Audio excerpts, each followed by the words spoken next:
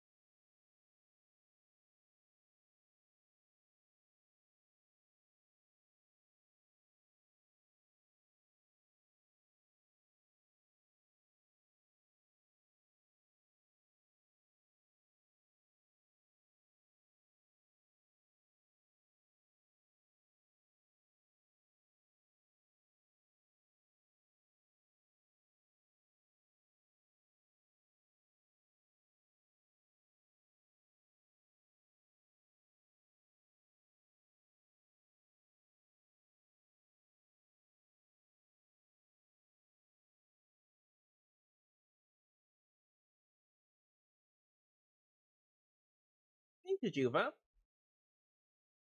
Good. My internet is not happy right now, so I may have to do a streaming 2 places at once. Maybe.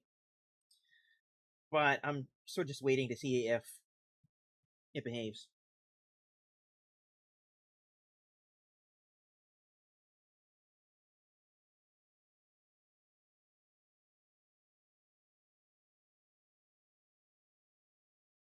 Twice the fun. It really is. I'm streaming to YouTube at the same time. Yeah, for the last 2 streams, and things are going pretty well so far. Oh, I was supposed to fix something. You know, and I didn't. Oops. Oops. I think I broke something. Oh no. I was like sitting here watching my internet misbehave, and I'm like, uh-oh. Because my first thing in my mind is, I'll just fix it real quick, you know. And during the starting screen, gives you plenty of time to fiddle with things. You being me, you know, anthropomorphizing chat, anthropomorphizing chat, right? I don't know. I'm saying weird words now. I'm gone crazy already, and I haven't even been streaming for 10 minutes. Let's see. I want to fix this real quick. Let's see if we can.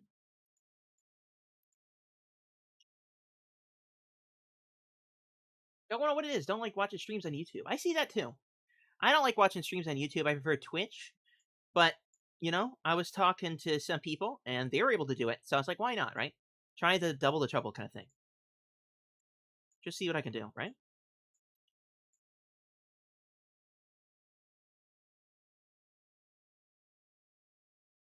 Which feels like the place to go for streams, you know? It doesn't feel as proper to watch streams on YouTube. And there are other things about it too, you know? Twitch has its own culture, a streaming culture, where YouTube really doesn't. And I've seen that in the last couple times I've streamed. The comments I tend to get on YouTube are strange. Because it's a different culture, you know? It's a completely different user base than what you'd get on Twitch. Even if, you know, the people that watch Twitch are probably people that watch YouTube videos, the people who watch YouTube streams are different people than the people who watch Twitch streams. right? It's really weird.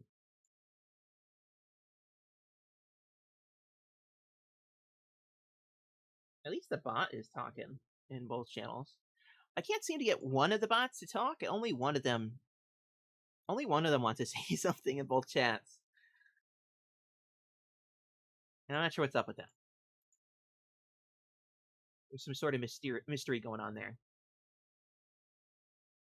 You have to break the mystery.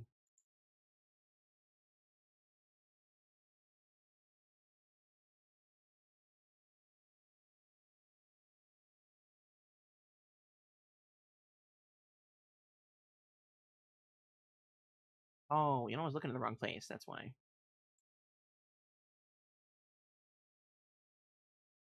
Trying to sit here, talk, and fix things, and it's just not working out well. I was never good at multitasking. I was looking in the wrong place.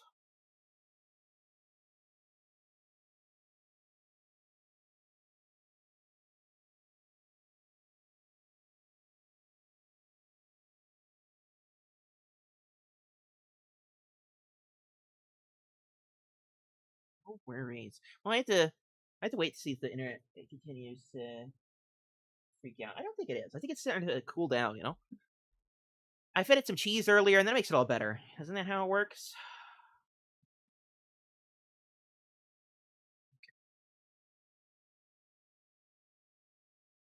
I also figured out something real fancy, is that I could change my streaming stuff without actually having to change what you guys see.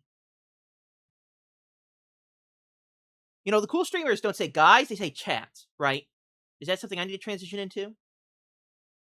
Instead of saying guys or gals, non-binary pals, I say chat?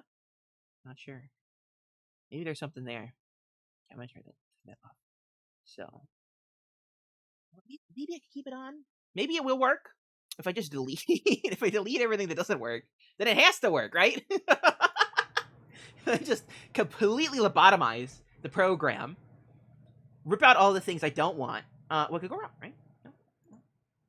No, I don't want. Can I? How do I leave though? Am I loud?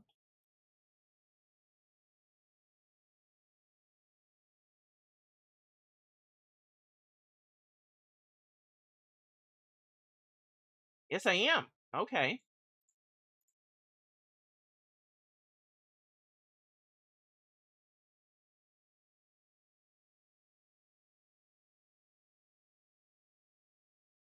Chat is good. I think chat works. And that's like what I was talking about, right? On YouTube, it's different, they don't call it chat. They don't have the years and years of content crafted for the sole purpose of forming communities. Maybe that's what I'm trying to say, right? Like, there is no communities really on YouTube streams as much as there is on Twitch streams. Do you think that's going to hurt any YouTube viewers who watch it? Okay, YouTube viewers, I love you guys too. I know probably Afghan's going to watch this later. Appreciate you guys. But I've been streaming on Twitch for 5 years. So maybe I'm just too new to the YouTube game, right?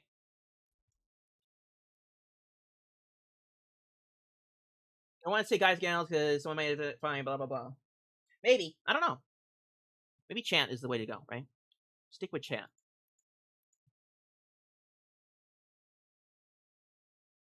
That working. So I have the one thing that I want working. I guess I have to wait for something crazy to happen.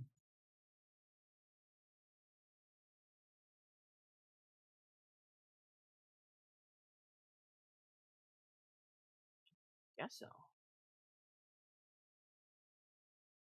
Yeah, we'll just wait for something crazy to happen. And if something crazy does happen, I'll know if it's working or not. I don't know. I speak in circles, and maybe I should explain myself better. So Twitch has added this new alert system. There we go. Oh, I got kicked out of the game because I was playing with something. Twitch has added this new alert system. It's all fancy, right? Where you can control alerts directly through the Twitch interface rather than using a third-party system. I've streamed for so long, I've used a third-party system the entire time I've streamed, Streamlabs. But now that Stream can be now that Streamlabs isn't the only way to do it, right, in a reasonable manner, I'm sort of trying to move my alerts one at a time over to Twitch. The problem is I've lost the audio from all of my original alerts. You know, the little classical music blurp noises that play whenever I get a resub or, I don't know, follow or whatever.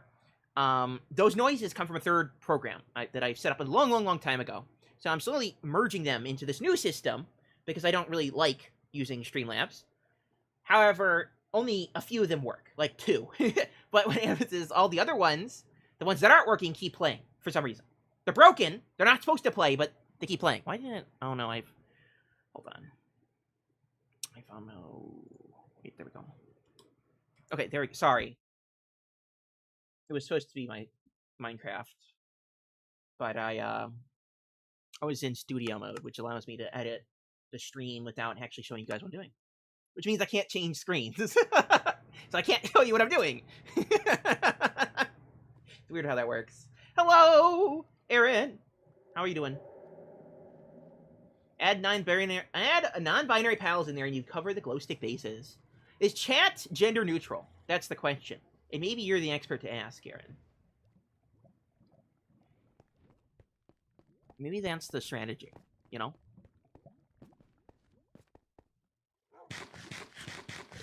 I heard something disconcerting the other day. I need to practice speaking slower. I apologize, guys. When I get excited, I talk too fast. I am chat, so yes. Question mark. I'm going to take that as... Let's go for it. Maybe. Maybe it's good enough for me, you know?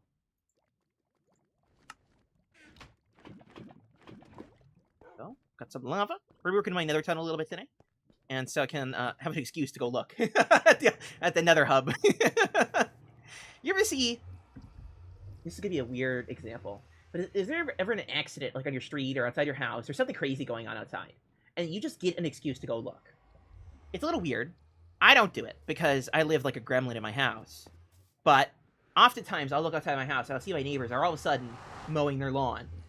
Now that there's been an accident in it across the street. You know, they're mowing their lawn at 4 in the morning just to see what's going on.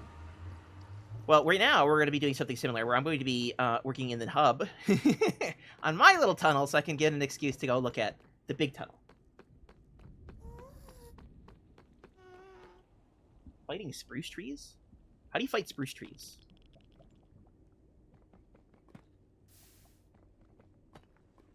Is it the good kind of fight? Or the bad kind of fight?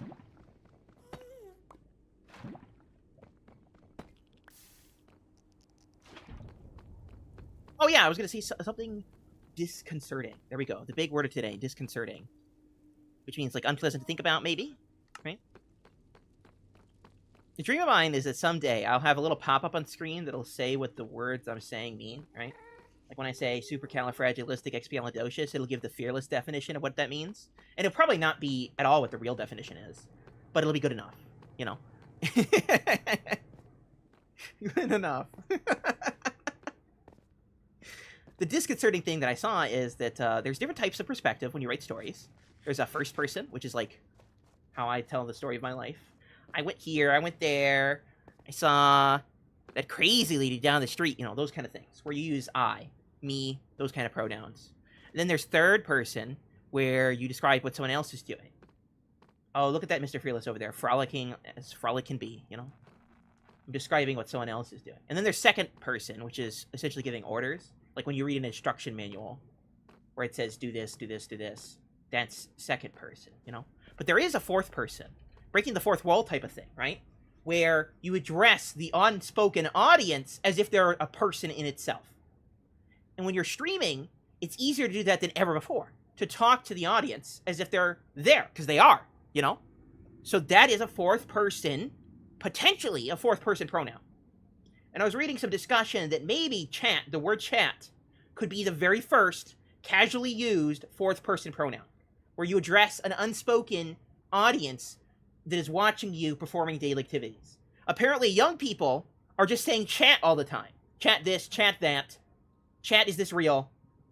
In reference to an unspoken, often non-existent audience in daily, everyday conversation.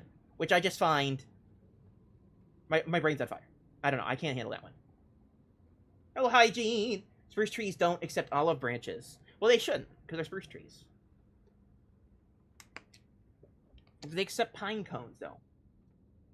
We have spokening. Exactly. It's super weird to think about, you know?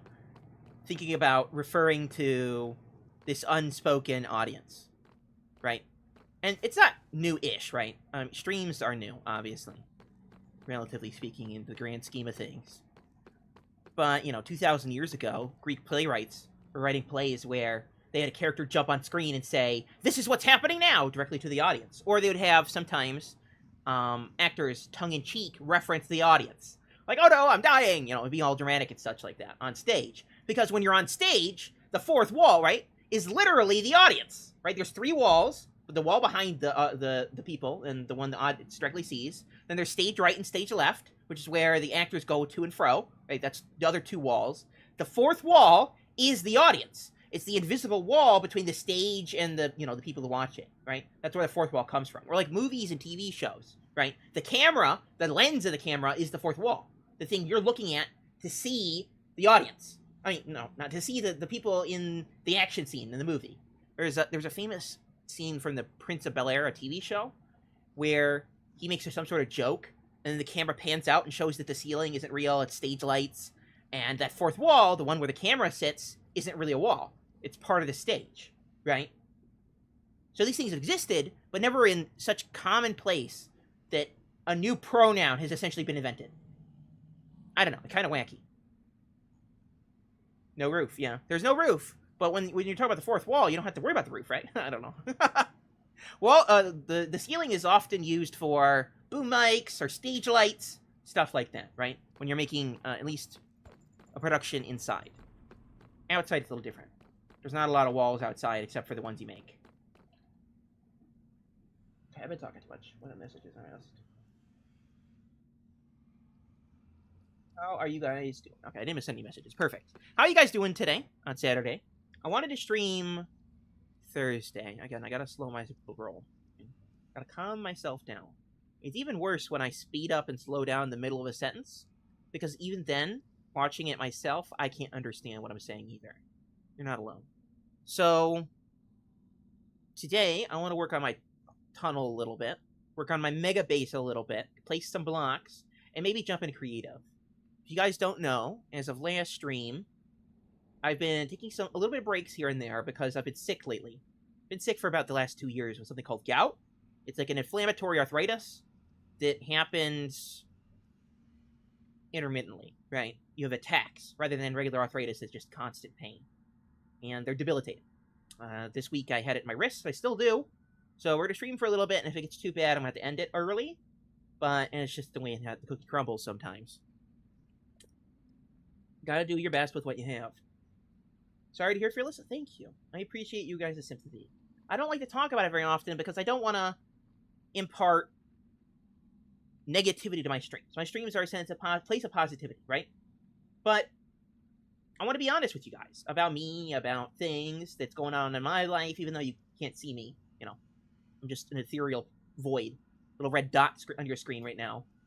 I wanted to be a little bit more realistic about why I haven't been streaming for a long time, why I take breaks, why sometimes I just disappear. It's not just real life stuff like work and things like that. Sometimes I'm literally in pain and I can't do anything. With my wrist in particular, I can't type, I can't use a mouse, I can't do anything. Right? It's actually way less painful than other attacks I've had, like in my knees or my feet or my elbow, because then I couldn't literally do anything. At least with when my wrist hurts, I got, I can move sort of like a zombie in Minecraft, or like maybe a Minecraft character in general, because we don't have wrists.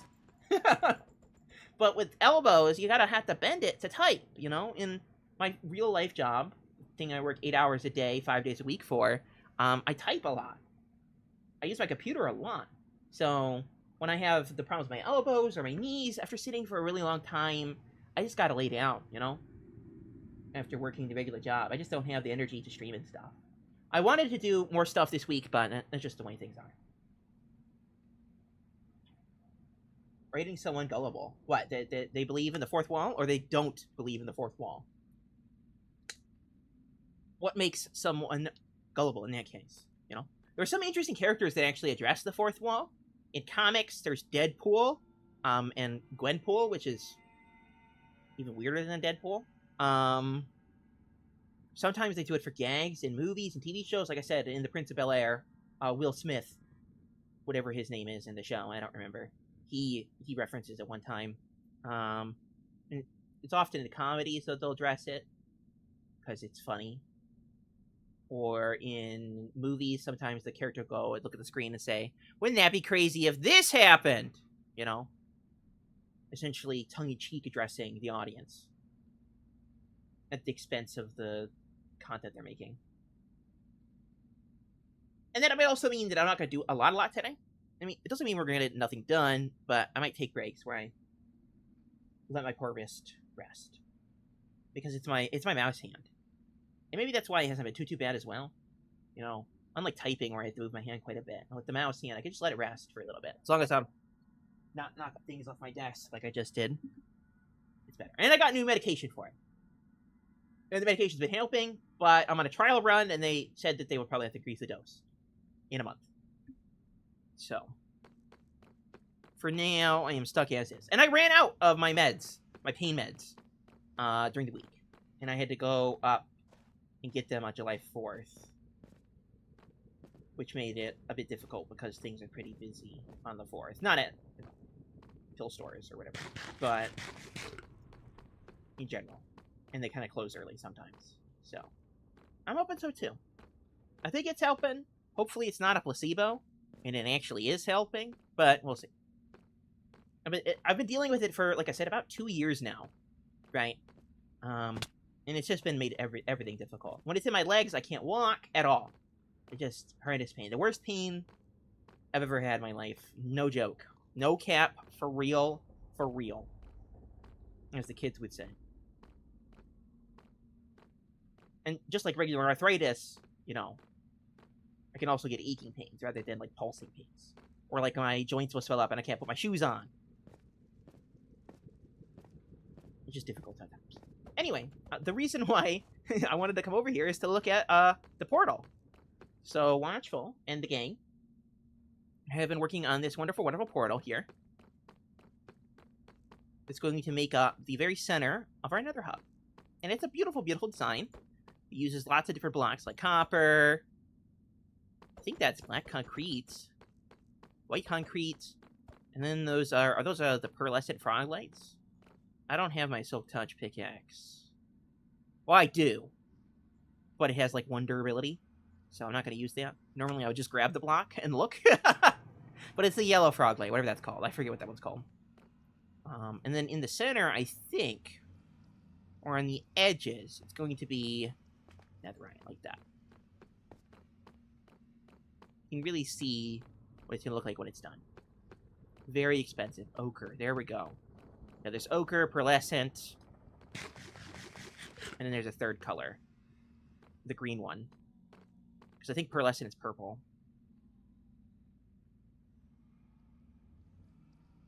Anyway, I actually like frog lights.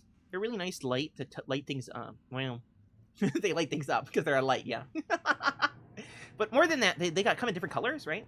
Or most of the other lights in the game are either blue or red, honestly. Or yellow. Yellowish red. Like glowstone. Right? With these pearlescent colors, and the ochres, and all that, that come with the frog lights. Verdant, there we go, that's the green. You just get more options with lights, you know? And they're also clean. One thing that I appreciate about the frog lights is they're clean. They don't got a lot going on in the center, and they have this nice border around them, you know? Unlike glowstone, which is really messy. I don't even think there's any glowstone around here for me to look at real quick. And I don't have any rockets. Oh, I do! I do have rockets.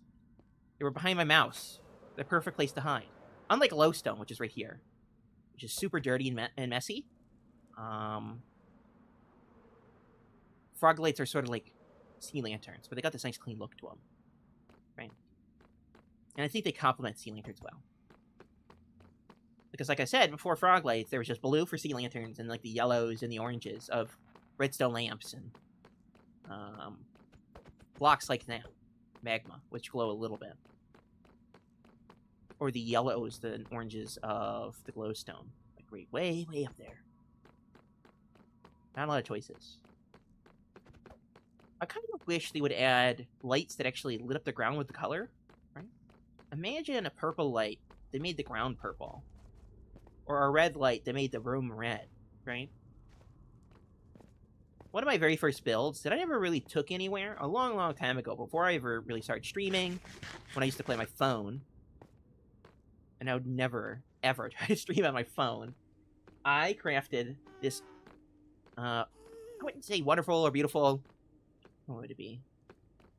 Bare bones Star Wars ship, a Venator class Star Destroyer, you know? Star Wars, like Episode 3, think that, like the prequels. Those clone ships. And while we were building it, one of the things that I wanted to incorporate was colored lighting. Now, obviously, you can't do that. Especially back then. Way before frog lights were a thing. So, what I did was I used, like, the redstone lamps, and then I put glass around them. So, it's like, that was, to show you how long ago that was. It was right after they added glass, colored glass, to Bedrock. Because for a long, long time, we only had regular glass. Just regular glass. And that was it. So when they first added the colored glass, I was really excited because I could like surround redstone lamps and lights and stuff. Or sorry, redstone lamps and glass and stuff to give it the appearance of a different color. But wouldn't it be so cool? You know, you're on a massive warship, like a Star Trek Enterprise type ship, and they switch into red alert, and you have this blinking, pulsating red light filling up the whole room. All the other lights are out, because maybe it's emergency power, you know? It's getting real dramatic now. And all that's lighting up the room around you is red light. Or, think Alien versus Predator type stuff. In the very first Alien movie, I believe there's a scene towards the end of the movie where all the lights go out because she set, Ripley, the main character, Sigourney Weaver's character, set the whole thing to self-destruct. So, it's all dark and dingy, and you only got these flashing lights in the background, you know? I don't think they were colored lights, if I remember correctly. But just imagine if they were, you know? The red colored lights with these alien creatures hunting you down. Think about the atmosphere you can make with those kind of things, you know? Think about the atmosphere. Just imagine if this yellow light lit the ground up yellow, you know? I think this is way beyond what the game can actually support. That's a nice thought, right?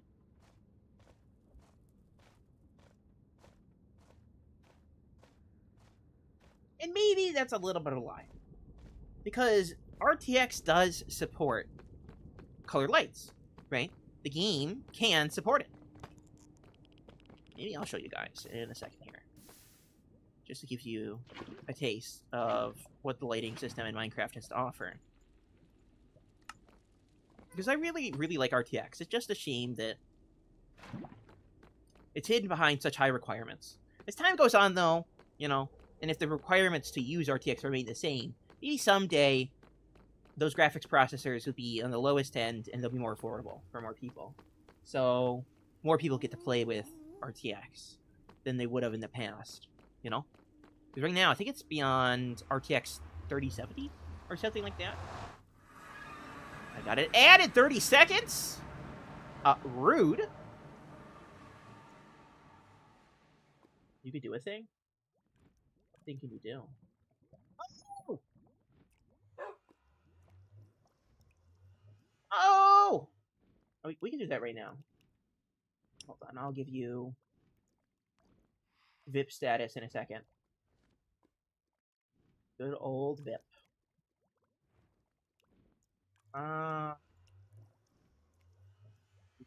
Yes, I won't be able to read chat for a second, guys, so you have to behave. You have to promise me you'll behave, okay? You're stuck with me forever? That sounds like a threat. Stuck with me forever? Okay, Aaron... yeah, Aaron Glows with 2 A's. Yeah.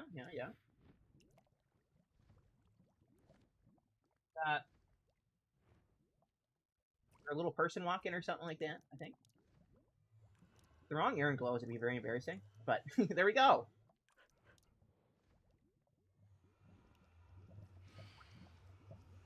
You have to say something, I think, to test your new status. And if it didn't work, we have to find out who I gave it to and take it away.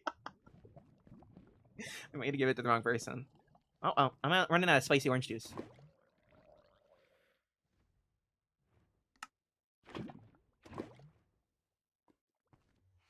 I was just thinking that I wanted to show you guys how RTX can change the color of the grounded stuff with lights, but I don't know if my pack is set up for that perfectly, because Sometimes it actually looks kind of ugly because the lights are super overwhelming.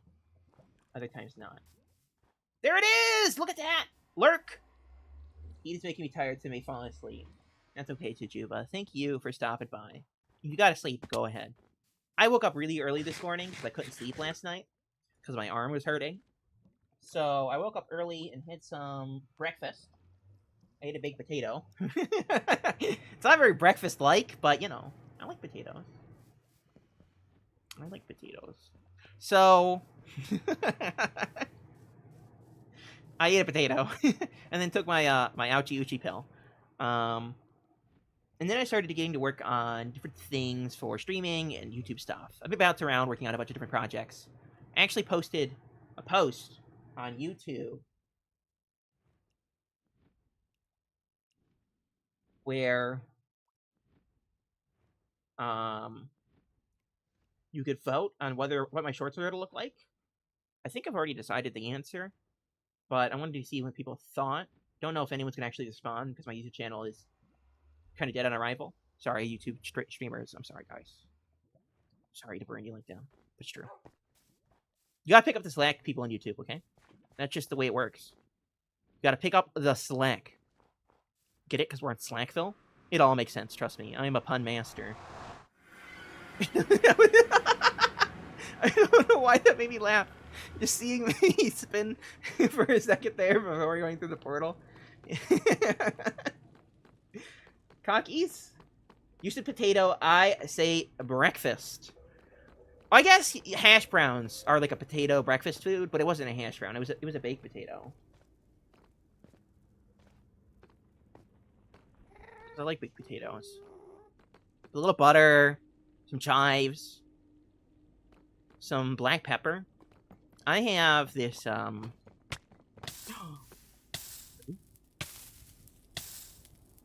absolutely rude. I have these pepper grinders, so I can have fresh pepper. And guys, it's a real game changer. Normal pepper is already pre-ground. It doesn't got a lot of flavor, you know? I used to have to put so much regular pepper on my food to get that kick that I wanted. It would make me sneeze. I mean, I sneezed at a drop of a hat anyway, so it wasn't too hard. But I was reading up about it during COVID because I was becoming a cooking connoisseur, making soup, playing with pizzas, all sorts of things. And I was like, I really want to add something to my soup. What could I use? Well, I came up using pepper grinders, you know, like they have at fancy restaurants, except smaller. And that way, I could grind up the peppercorns, which is what the little bits of pepper are called, by the way. They're little round things, they're little balls. You grind those up, and then you get fresh, instant pepper. It's delicious. It's so good. And you'll eat a little bit, too. And they last forever. As long as your family doesn't drop it on the floor and shatter the container, making it useless, then it lasts a long time. And you may see that I have some resentment. I bought 8 of them! Okay, I bought 8 of the pepper grinders. And 5 of them have hit the floor, lost their lids, or otherwise been rendered inoperable. One of them is broke, so the grinder doesn't work. And it means I can't get the pepper out. Because it's not like the spinny, grindy bit comes off easy. Okay, I've got an ad. Oddly specific. I don't know why you eat a whole potato like an apple. That's the way you should eat potatoes. It is the way. Okay, ad, guys. Sorry. I don't know how the ads work yet. I gotta play at the system. Is it started yet? How do I know? Maybe I should watch it with another account. And then I'll be able to see when it actually happens. It says starting soon. And I don't know what soon means. Soon sounds like a threat. Hey, Cannon. Hey, Andrew. How are you doing on YouTube? How you find folks on the tube with you doing? I think there's an ad playing on Twitch, but I don't know. Can you hear me on Twitch?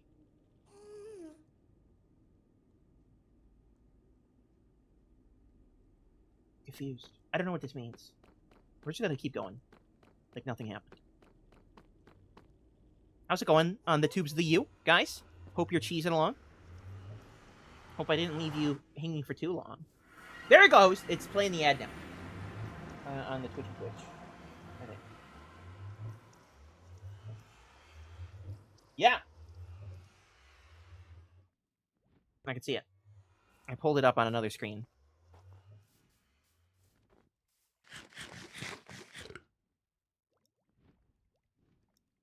Anyway.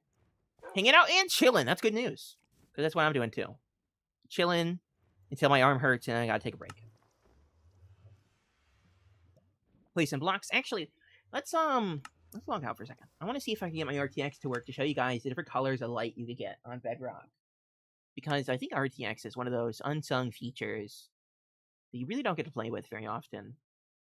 Unless you have the requisite technology, you know?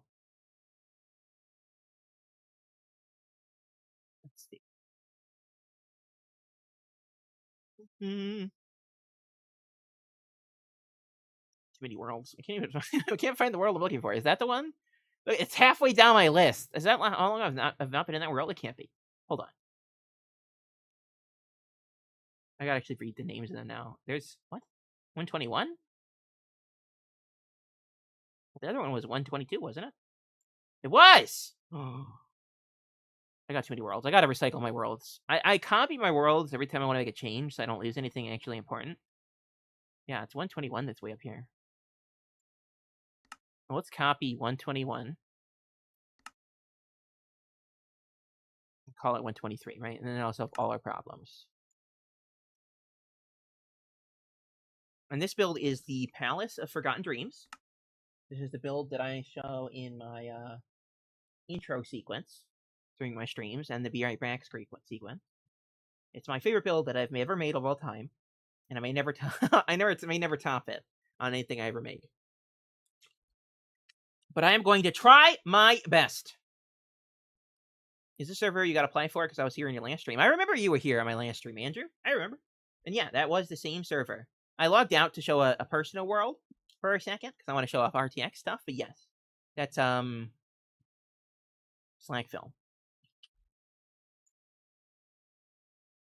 Let me do that on YouTube.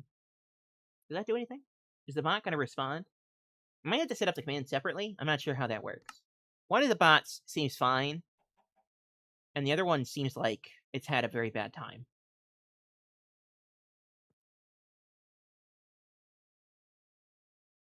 Anyway, this is the Palace of Forgotten Dreams.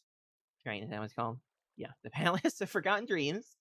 And this was named long before there was a dream on YouTube. Just to give you a perspective. But the reason I came here is because there's lights on the inside. I think.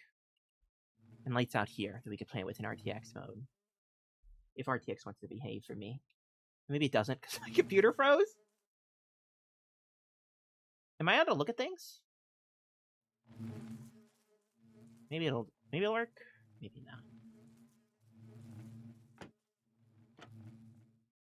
My texture pack is pretty messed up, so everything's sort of shiny. It's not supposed to look like that. I did fix a couple of textures the other day, but there's so many textures, it's gonna take me a while to fix them all. So, it's a never-ending battle. Floor is missing in this room. I don't think that's supposed to be missing. Hold on.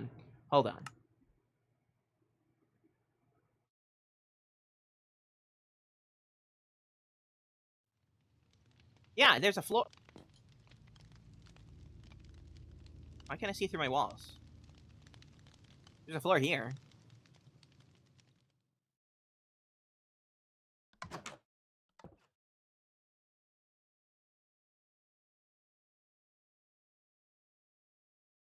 I'll make sure nothing else is different.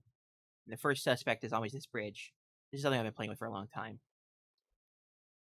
You can kind of see how RTX changes the light of the sun, right? A little bit. It's a little bit more yellow. Well, you know, you kind of expect the sun to be yellow. But you can also get different colors. If the sea lanterns were working as they should be, you'd get this nice blue color.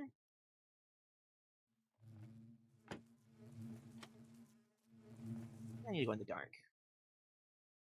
Where is a nice hole that I can hide in?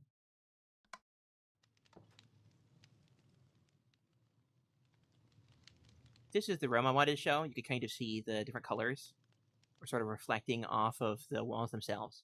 So you can see blue off the blue, pink off the pink, red off the red. It's not the same as, like, a pure color, but you can make different colors of light in RTX.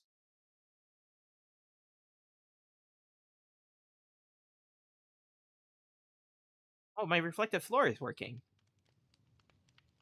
The last time I was in here, it wasn't working. There's something else you could do with RTX, is you can make the floors reflective, right? And I think it looks gorgeous. You can see right here that that's actually a reflection. I did make... So this room would work without RTX, right? There is actually another room underneath of it. But you can see there's 3 blocks here. 3 gold blocks.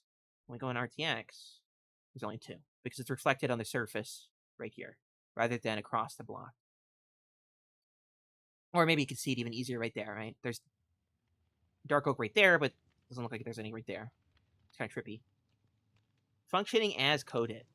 That's that's RTX. One of the reasons why I stopped using RTX and why I got really grumpy with how it works is this here. These guys, you can't turn the brightness down. So they look like that forever. Everything else you can change the brightness of. Every other block. Except for end rods. I think I can even change the brightness of the sun. Right? And I'm not going to change the daylight because the sun's in a very important place right now on this world, and I wouldn't know how to get it back because I didn't write it down. But these rods are brighter than the sun.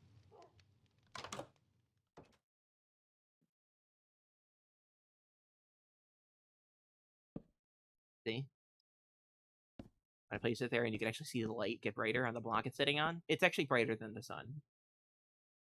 And I can't turn it down, so it's like that forever. And my chandeliers that I have, they look kind of wonky.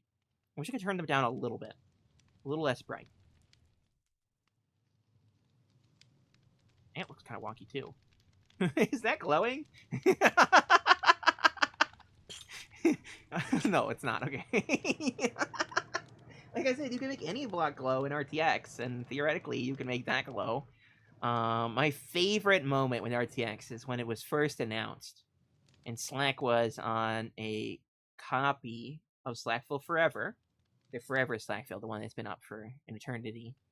And he was playing with one of the experimental RTX packs. And I think it's one you could probably still find. It makes every clay block glow. So the color of the block is the light it emits. It looks super cool.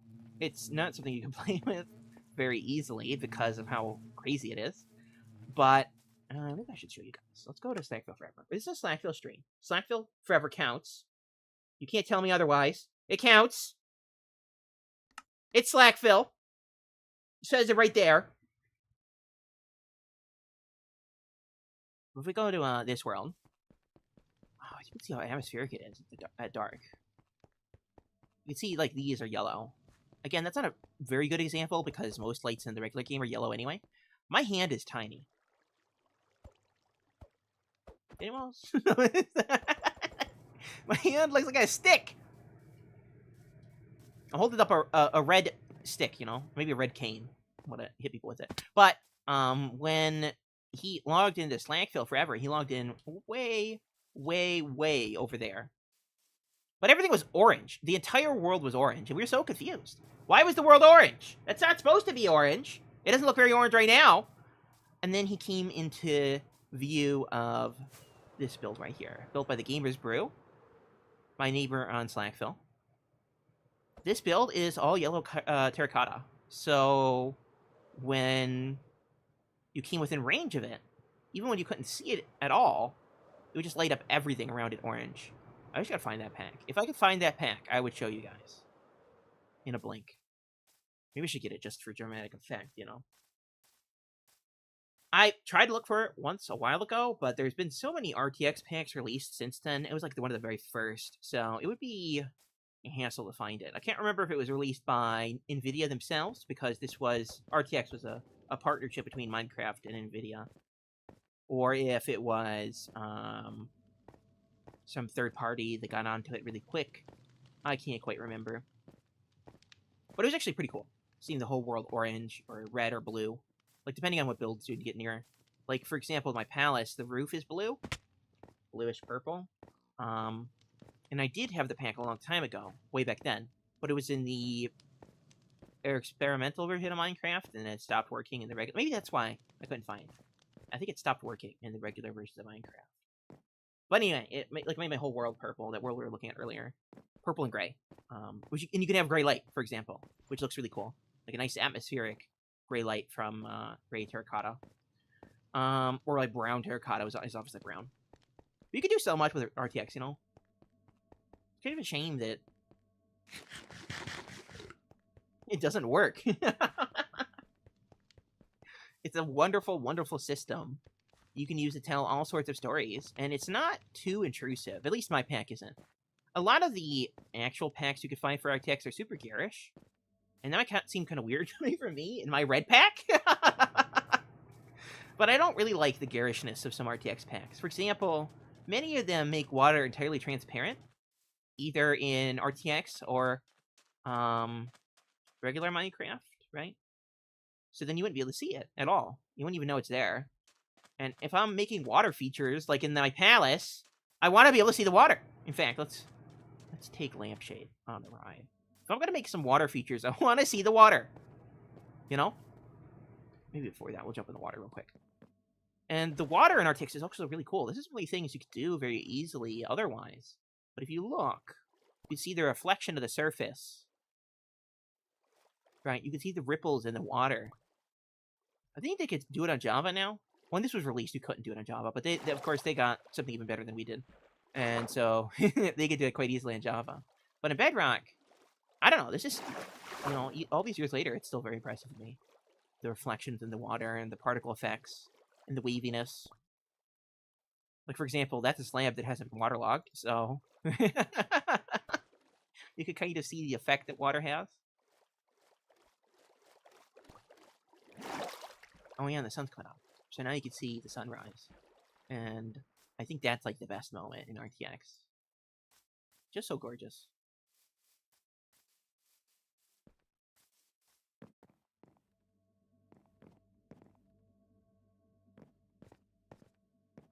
The rays of sun on the water itself, you know? Even if I get closer to the water, you can see it's reflecting off the surface. Isn't that cool? You can see the halo around the sun. Like normal Minecraft, let's switch back for a second. It's just the sun. Yeah? But look at that. The halo. It feels like a real sunrise. You know? When it works, it's really cool. Really, really cool. And there's some other effects, too. For example, you know... Oh, here we go! Here we go! Red light! Remember how I said a very long time ago, way before RTX, that I played with light through glass to try to give that effect of a red light? Well, you know, in regular Minecraft, it doesn't do anything. But in RTX, it actually makes things red. I kind of forgot about that, if I'm being honest. But you can see that the glass on the outside is red, right? And it's red on the inside. Oh, no. Hold on a second, guys.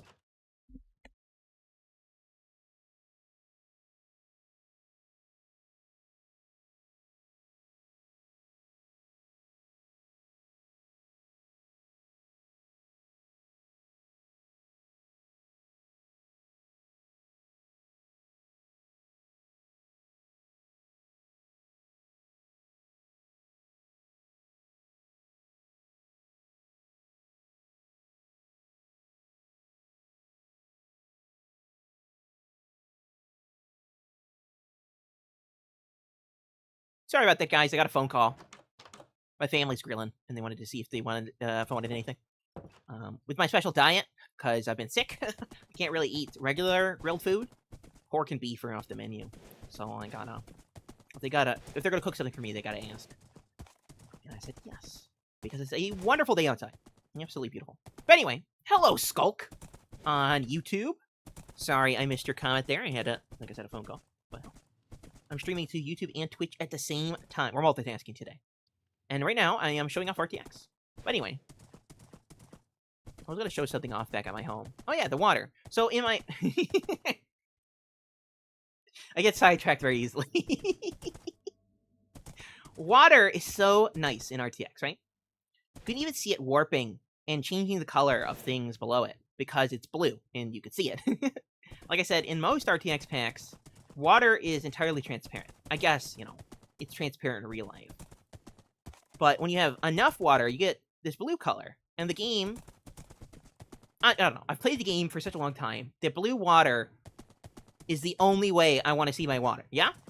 So I specifically designed my pack to have good-looking water in both RTX, and it looks phenomenal in RTX, and regular Minecraft. My water is actually lighter than regular water. Like, if you ever look at my water and wonder why it's so transparent, it's because I had to make a compromise, okay? Compromise between RTX and regular Minecraft water. Because full-on regular Minecraft water looks a little weird in RTX. It's like, it looks like Jell-O. Thick water! Cannon, there you go. Some thick water just for you. Cheese of the day at RTX? We could do that. We could do that. Let me go put lampshade away. And I'll show off what I mean by fountains. So, it means it looks good in regular rivers, right? But especially when you have water that's like free floating in the air, doing other stuff, it's really hard to see. Or like farms. This is an even better example, maybe. Right over here is a farm. It's an iron farm, specifically, an underground one. And the golems spawn up there, and they go in the water, and then they die. Well, if you can't see the water, how are you supposed to survive, you know? I already have a hard time seeing my glass, because my glass is, well, you can see it right there. It's borderless. So, I just felt like invisible water, maybe going to a step too far.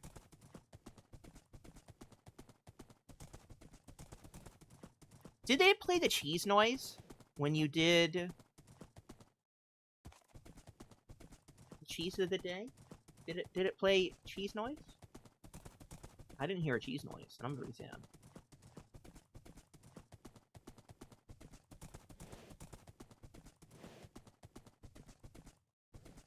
But let's put Lampshade away, where he belongs. No? I'm supposed to hear the cheese noise! I'm very sad. Shaking and...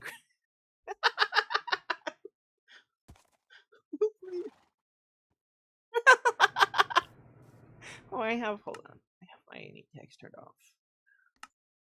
Hold on, I gotta, there we go. Got Lampshade, there he is. Lampshade's having the time of his life. I don't know why I laughed so hard when you played that. I thought for a second that was the cheese noise that was supposed to play, but then I was like, wait, no. Oh yeah, we got Collateral. What are the names of my other horses? What's your name? Arrowhead. It was back when people used to shoot horses all the time on here. This one's Mr. Fearless. Oh. Looks very similar to me. Dang. Wonder where the name comes from. And then we've got Greg the Undying. My first horse was Greg? Wait! I thought you died! You know, died, actually. Isn't he undead, you know? I guess not. Someone managed to save him. Because skeleton horses are super rare now. My first horse died in lava during a Jade stream. And he was Greg. And then one day, Greg the Undying showed up. I guess he evolved like a Pokemon into his higher form, and now he's a skeleton horse. And then during the great server reset, all the horses died. But then some horses were saved, you know? So, I guess they managed to live. Cannon, you can't be upset about the thick water. It's inevitable. Everyone needs a little bit of thick water. What do you guys think? These are all the concierges for my hotel in SlackVille forever, which we can see over here.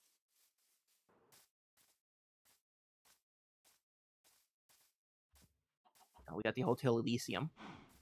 It's a little hollow on the inside, but that adds to its charm. You know, it's like like a western. What I wanted to show off is over here, past the Cerberus. They don't have the name tags, but it's Cerberus. But when you have fountains like this, and water is entirely transparent, you really can't enjoy it for what it is, you know? You really can't enjoy the fountain and all the different stuff that it has to offer, because you can't see the water, right? So, just imagine this if it was clear. It would just be a big piece of concrete in the middle of my, my maze. My maze that is very unmaze-like. Anyway, I think we had it redeemed for the cheese cam. Are you guys ready for cheese cam? Because I don't think you are. I don't think any of you out there are ready for cheese cam.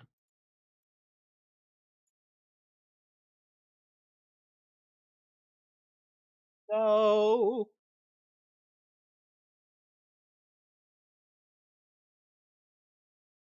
Tap water will do just fine. Are you sure?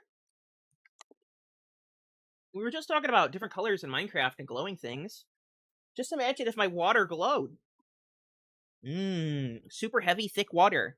Comes straight out of the nuclear power plant. Thick and jello-like, you know? Never worry about running out of water on a run again. Because you'll know it's there because it weighs like 3 times as much as regular water. And it comes out as a big block. You know? Have you ever wanted to chew your water? Boy, do I have a water source for you. Have you ever wanted to see in the dark when you're lost in the woods without a phone? Boy, this water will work great for you. I lost. Where did I put the button for this? Wait, hold on. There we go. Cheese cam. Cheese cam. Agar water bottles. Kind of like agar, kind of. But you know, like I said, it's super heavy, so it glows blue. That's how you know it's high quality, right? Like I said, you'll never lose your way in the dark again because it glows in the dark. It may be ever so slightly radioactive, and if you drank enough of it, it would kill you instantly. But that's just the charm of super heavy, thick water. Okay, guys. Cheese is nutritious food. I'm so happy that I can actually show you guys this now. With the cheese cam! You see it even blinks. That's how you know we're live. It does the blinky thing. If we go over here to the cheese of the day, we can see it's Wednesdaydale with cranberries. And I think that's a UK cheese, right? Yeah, look at that. Look at all these fun facts from the United Kingdom. What is Wednesdaydale with cranberries cheese? Wensleydale, is a classic Yorkshire heavy cheese known for its creamy, crumbly texture and light, zesty flavors. Made by Wensleydale Creamery, this perfectly balanced cheese have been a favorite for years. They have paired with cheeses with various fruits to enhance its unique taste. Wensleydale and cranberries, or Wensleydale with cranberries, combines the sweetness of cranberries with the zesty notes of traditional Wensleydale. The subtle honey undertones enhance its creamy texture, making it a delightful experience. This cheese pairs wonderfully with whatever that is. I'm guessing it's an alcohol. I don't know. Ruby Port. Sounds like an alcohol. Oh, and this one's vegetarian, guys. It's not vegan, though. Very few vegan cheeses. Is this the cheese that... Okay. Has anyone heard of Wallace and Gromit? I think I read that whole thing wrong, but we'll just pretend that I read it all correctly. And I didn't mispronounce any words. I didn't mess up anything there. We'll just smooth past it like a professional. But aside from that, in Wallace and Gromit, isn't his favorite cheese Wensleydale? Isn't this it? Isn't this Gromit's favorite cheese? Right? Or which one's the human? Oh yeah, you can see my mouse. I forgot about that. You could see me mousing off camera to go towards another window.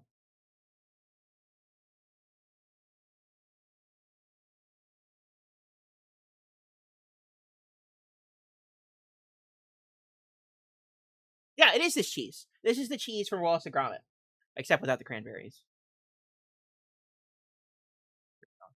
And of course, I know some random movie that's famous for always talking about cheese. He's a man after my own heart. Is it Wallace? I can't remember. I think Gromit's the rabbit, because it's like a rabbit and a dude or something. I think it's Wallace that likes the cheese. But it's this one. So this is actually, it's a different color than regular one. I guess with the cranberries, it makes it red. Because I think the regular one is white. Like if we go here. You can actually search cheeses, guys.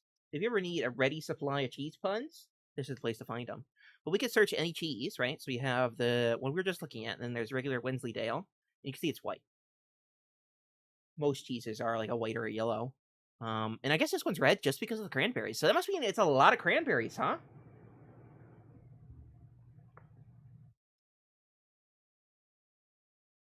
Now this is a cheese I would want to try. I love sweet cheeses. Those are my favorite.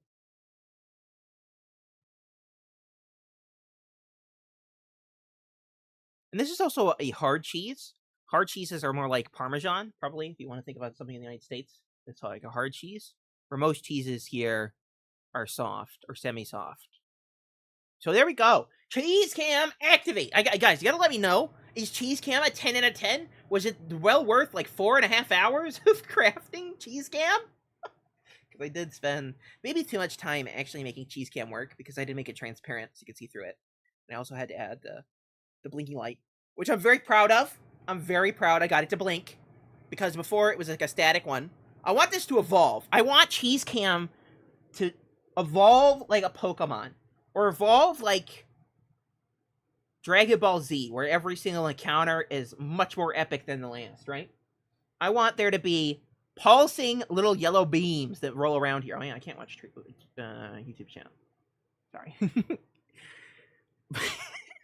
I want there to be a yellow pulse that goes around cheese cam, back and forth like this. I want the battery to slowly go down, and then eventually to say, battery low in the center, and then to all go black because the cheese cam ran out of batteries. See, we got four cheeses right there.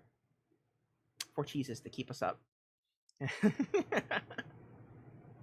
I have a vision, and I'm going to see it through, but that's gotta be really hard. So maybe not anytime soon. Let's get back to the game.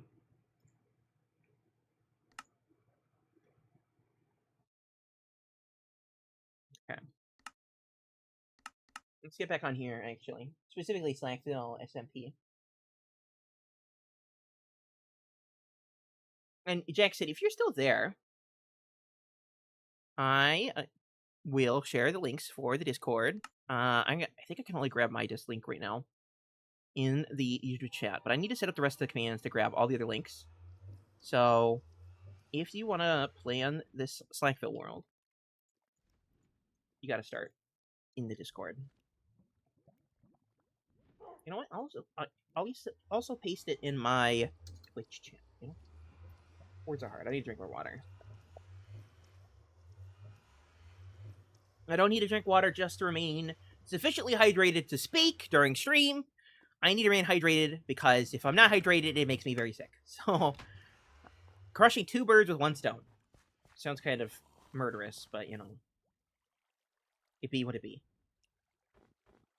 So, we were working on my lava tunnel in the hub, right? Try to refresh my own memory. Yeah. With all the distractions, it's no wonder that I have no idea where I am at any time. So the plan with my base's aesthetic is to go for evil, overlord, vampire, castle type thing. But intersposed with a little bit of Elsa, So think Frozen, but she's an evil vampire queen. Instead of a vampire queen, it's a vampire king, because I'm the king of cheese. And I think it'll work out good. I think it's going to look really cool when it's done. I'll just have to get there, And for the tunnel, it's like the first interaction for anyone who's coming on by to say hello. So we got to make a good first impression on visitors to the evil vampire castle that's covered in snow and ice and blood monsters.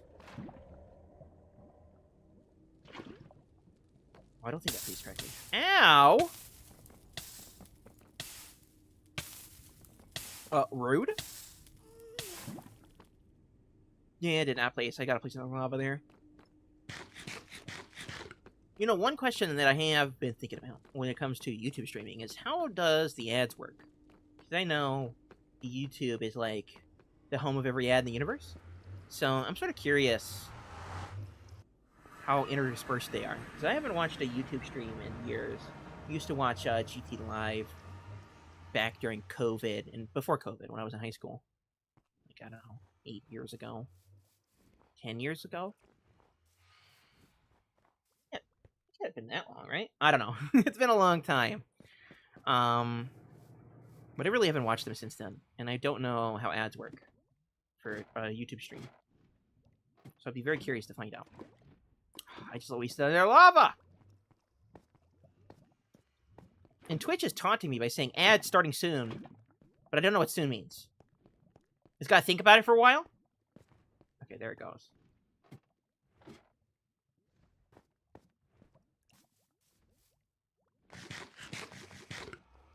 I think it's worse now on Twitch because I know when the ad is coming. it gives me a warning. Warning, warning, incoming ad. And then I sit there and watch as it slowly approaches. You know? Like getting hit by a bus.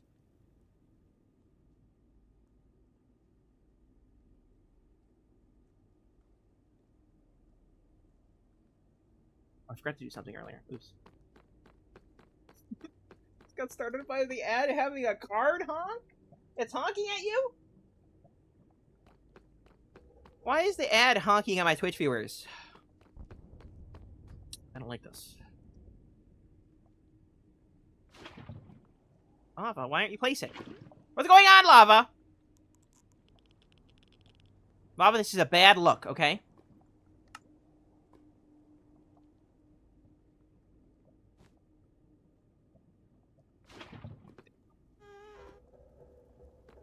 I'm at the AFK for lava. Is that weird to say? The AFK for lava. Is there any good source of lava that I can steal? I think it's lava above me. With that guy, we got a window wiper up there. No, a car wash. We got a car wash up there. Maybe they'll be a good source of lava. Some spicy orange juice. Welcome back, Twitch viewers, from the evils of Adland.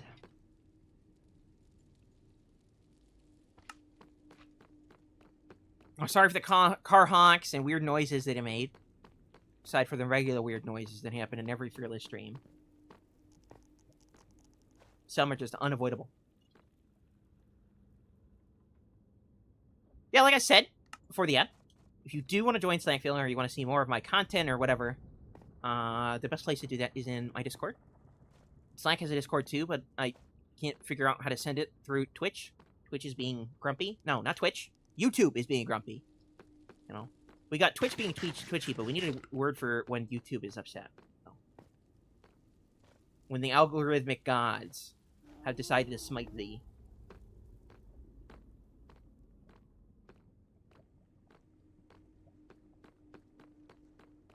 And this is why I got to cover in glass. We've got freeloaders spawning in my tunnel. What are you doing there? Don't you see how hard it is to keep this place pristine? And that lava's flowing. I don't like that. The lava's not supposed to flow around here. Is it terrible to fill in my lava holes with wool? Is this strategy going to bite me in any way? I mean, I can't see really how it could go wrong. You know? What's the worst that can happen?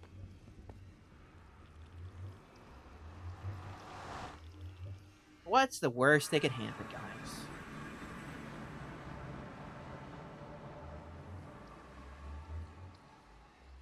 Do something real quick.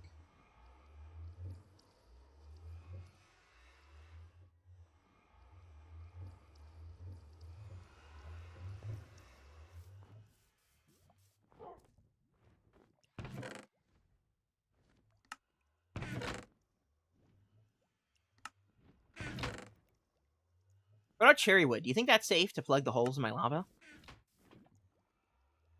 It's bubblegum. Everyone knows bubblegum doesn't burn. Except for all the times it does.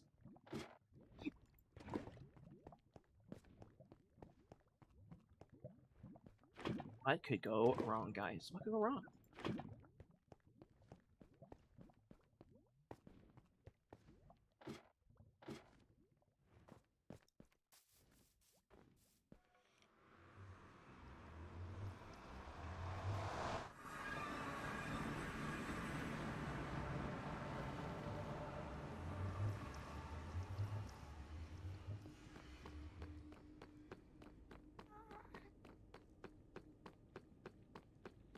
Eeps? What does eeps mean? You got it. I don't know what eep means. Cheap? Beep? Beep?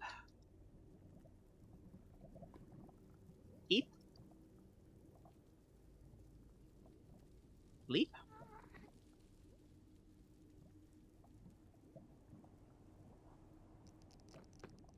Sleep! Oh! Oh.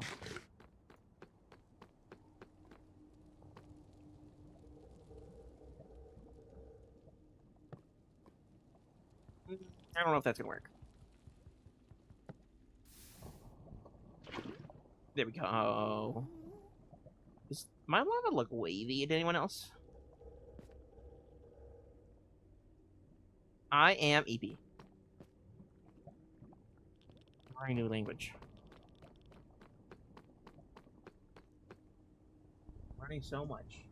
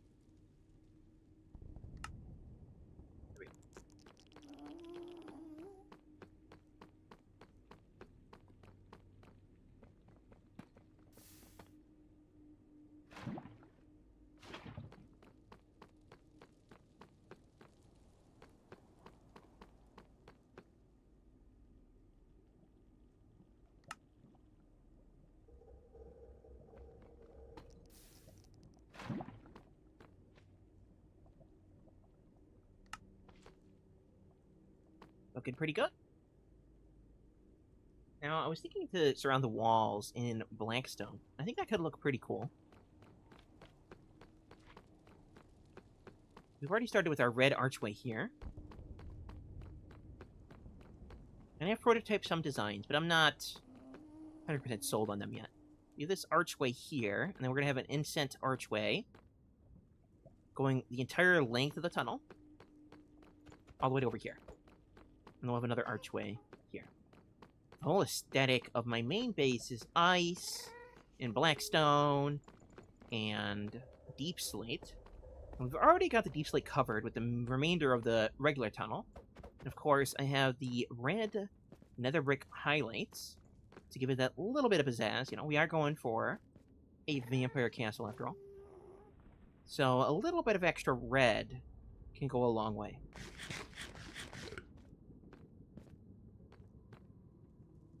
However, like I said, we also want to integrate the ice. I feel like this tunnel is made for me. I don't know. It's like this wild coincidence that the major blocks that I've always planned to use in my base just ended up in the tunnel we're in right now. But what we'll do is we'll have ice wrapped around the outside. Let's actually get rid of the scaffolding for a moment.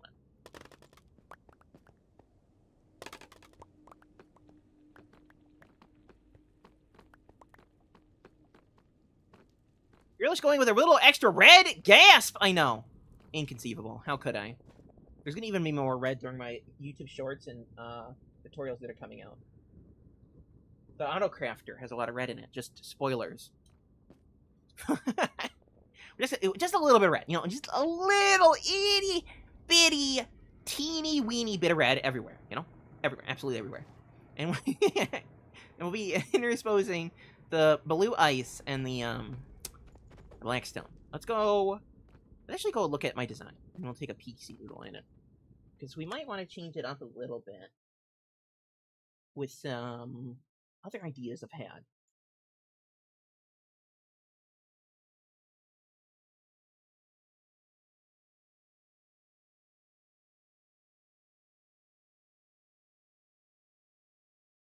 Did I update my texture pack to give them a what face? I should. Did I put that on my list of things to do? So if I don't put it on the list of things to do, I forgot.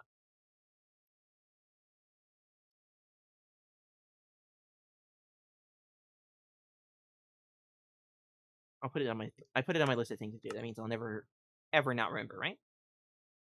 Let's go here. So I've been testing some stuff, getting ready to make more videos, playing with thumbnail styles, playing with different overlays that I can have on stream, different styles of editing, just to see what I really like. But you're right, I really do need to give this a wet face. Because I think it's is it the droppers or the dispensers? Or is it not working in my pack? Did it break? Uh-oh. Or is it only when they're powered?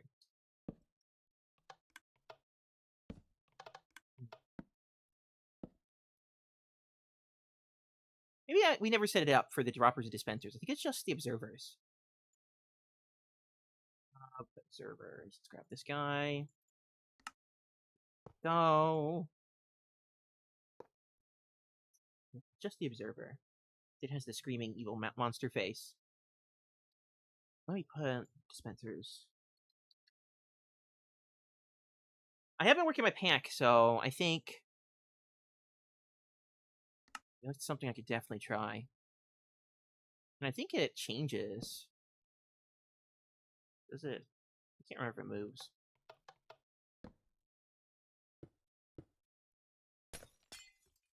I guess you really can't see if it moves because you have to place it here. I was supposed to see it on the wrong side. No, maybe it doesn't move. No, I think it does. Yeah, it does. It changes its expression. I've just realized you can't actually see it change its expression because normally there's a block there. But there you go. I don't know why I forgot which side of the observer activates the observer. I just had a brain fart there. But it's this side. It's the side with the face. And they actually all have faces if you look. Let's put this guy there. And this is the place, by the way, that I was setting up for my tutorials. I'm going to start doing lots and lots of tutorials on different stuff. And I've been working on my very first SlackVille episode in a while. So I'm going to try to get a regular cadence out of one every 1 to 2 weeks for SMP video. Let's grab, what is it? The one I'm missing is the dropper?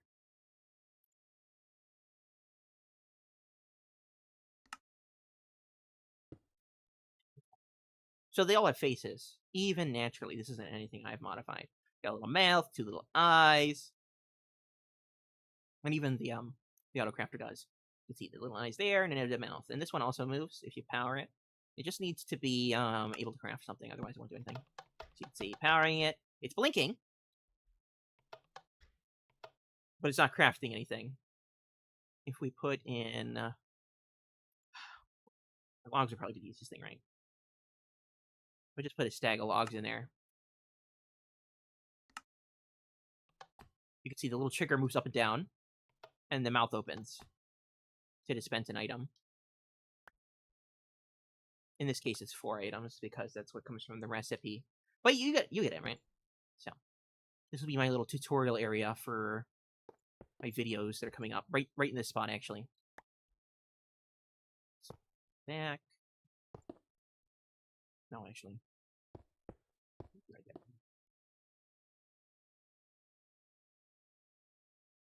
Just for basic AutoCrafter things.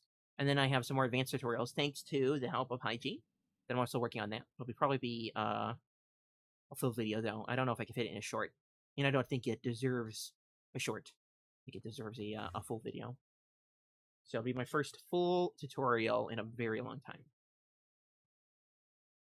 Really excited. And that's what I was working on all today and last week or so. Just playing with styles, playing with the recording stuff, playing with the thumbnail design that I want to go with. I'm and eyeing about lots of stuff. Can't be too much of a perfectionist, though. The problem is, been a lot of pain, so actually I haven't sat down and done a lot of work. Just been playing with stuff. So, like right there, I emphasized that by moving my hand, and that hurt. Ow! Ow. So, I think that'll come out great. But anyway, I wanted to show off is, maybe it's not in this world. Maybe I'm on the wrong world.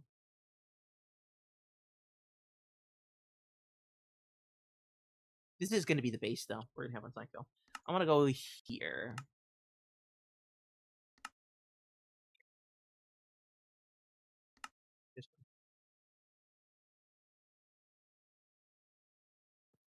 And then that particular design's in the background. There. Along with its buddies.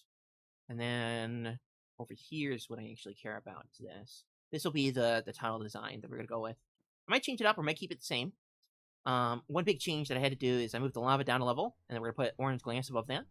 That's just so Striders won't spawn, because they can't spawn with piggies on their back, and then all of a sudden we got pigs in the hub. I did put lights up there, but I don't know if we need them. And originally I was going to use black concrete, but black concrete is so expensive for a build. And I'm pretty cheap, so I might use something like blackstone. Or I might go back to the black concrete. I think the black concrete looks better, doesn't it? Does the black concrete look better? Hello, Dark Error. Welcome into YouTube chat. Hello, hello. I think the black concrete looks better. It's just I need so much sand and black dye.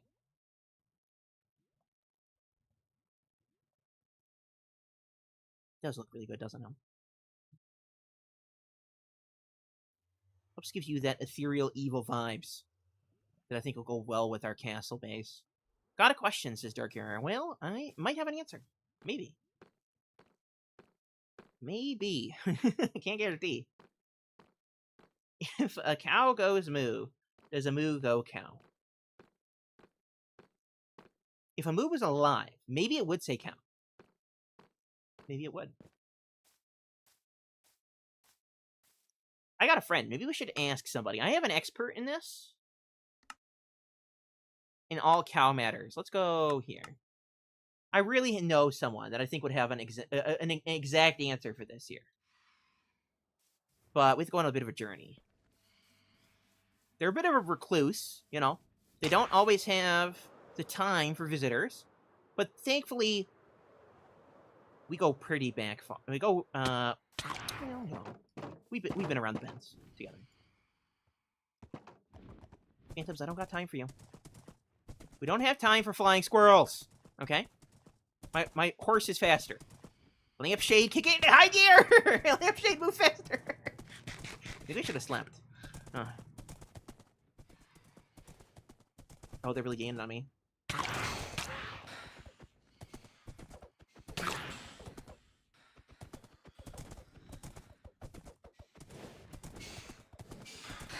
Get out of here. Shoot!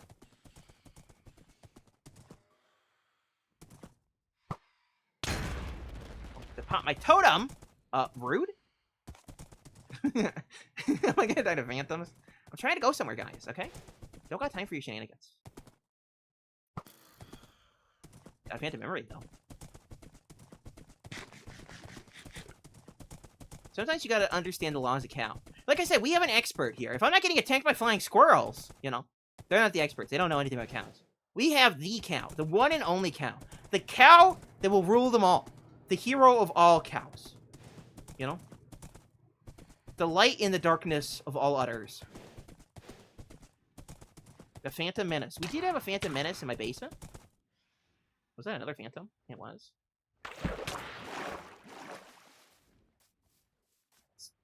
Rude. Lampshade, you cover my back, okay? I gotta get my totems out.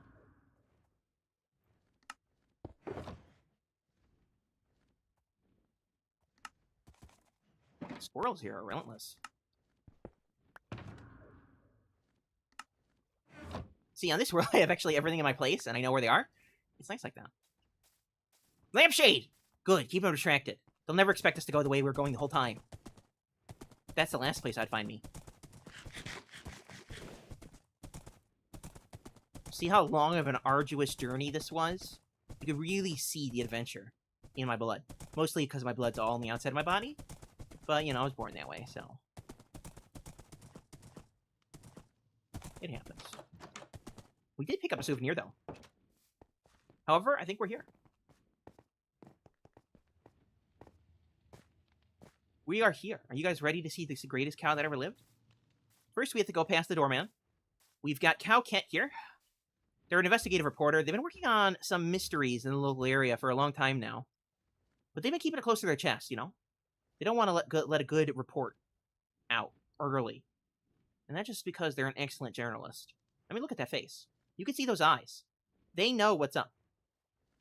Unfortunately, they're not the expert we're here for. Cow Kent, be keeping that lady safe. Let's go on the inside. But this is the hero we've been waiting for. There she is! Super Cow. Super Cow, to come here for your great wisdom. Do you have the answers to all of our wonderful questions? See, look, she's looking right at me. She understands. We speak on the same wavelength. We've been together for how long, Super Cow, you know? You know me pretty well. I might even know your secret identity. None more so than Detective Henry here. I mean, they're the expert here in uncovering secret plots. But I don't even think they know your secret identity. We'll keep it hush-hush for now. Super Cow. But we go way back, you know? I mean, with your little red booties and the SC on your back. So, I gotta ask. Does a moo go cow? What do you think? Yeah? You know, maybe. You might have a good point there, Super Cow. You might have a good point. No, you can't say that on stream, Super Cow. Super Cow! Well, we gotta leave now. Super Cow's trying to get us in trouble. Always causing chaos, that Super Cow. You know, you never know what they're gonna say on stream.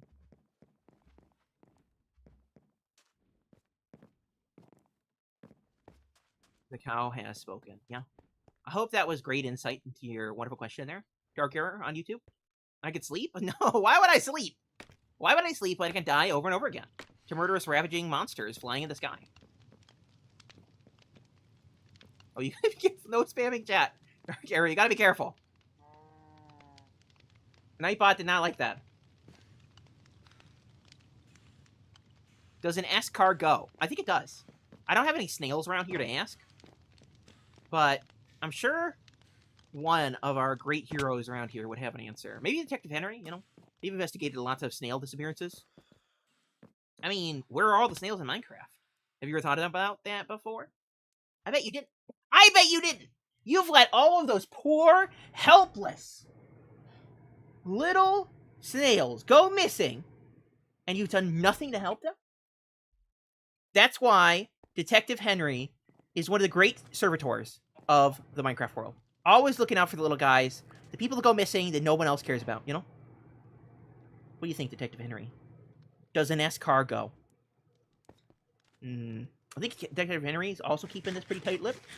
When it comes to these kind of investigations, letting out the single smallest detail could give his arch nemesis and ex-wife, Henrietta Esquire, to let know all the great secrets of the latest case. And he can throw it all in chaos. It's like a Moriarty, Sherlock Holmes type deal going on there.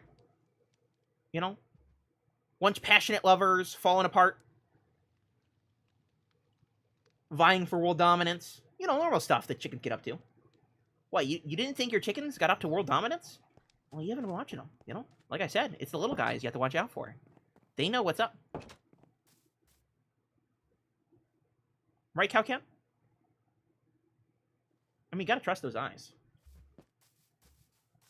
You gotta, yeah, he did. Henry did have some babies. Yeah, he did. Would that be snuffed? If all the snails go missing, is it snuffed? Maybe. Maybe. That'll happen so slowly, nobody really noticed. That's the insidious part, you know? When the snails go missing, they're slow enough as it is.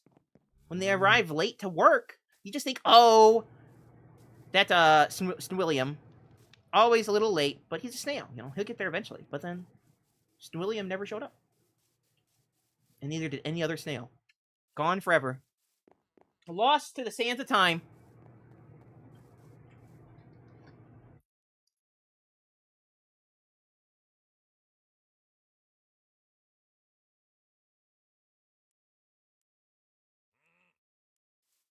Travesty, really.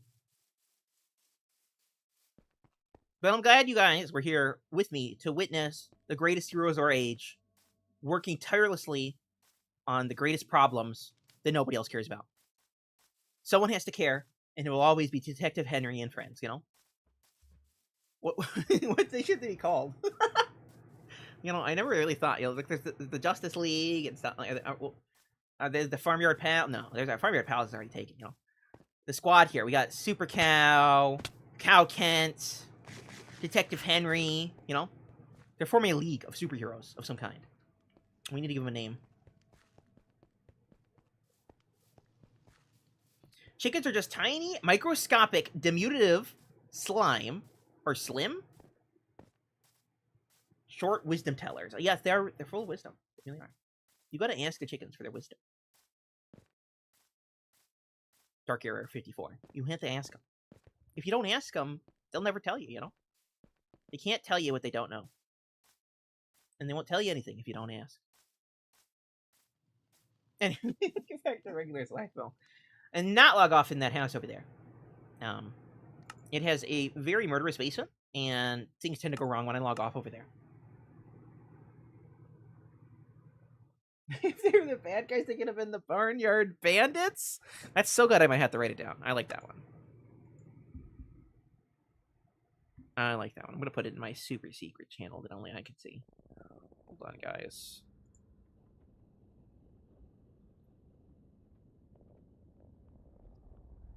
Maybe that'll be their enemies, right? We didn't mention Dark Otter, who's Super Cow's greatest foe. And we did mention Henrietta, who's Detective Henry's foremost... Another word for a foe. Foremost antagonist. There we go. So maybe they are the Barnyard Bandits, right?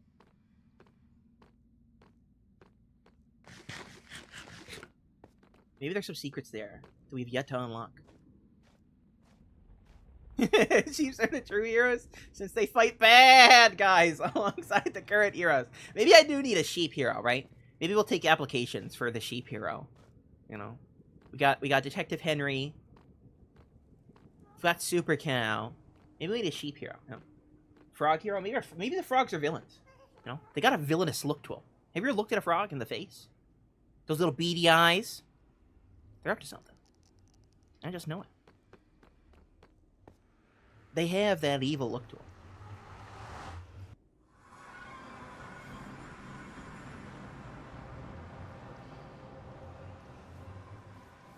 I mean, they did delete the Fireflies before they even got a chance, after all.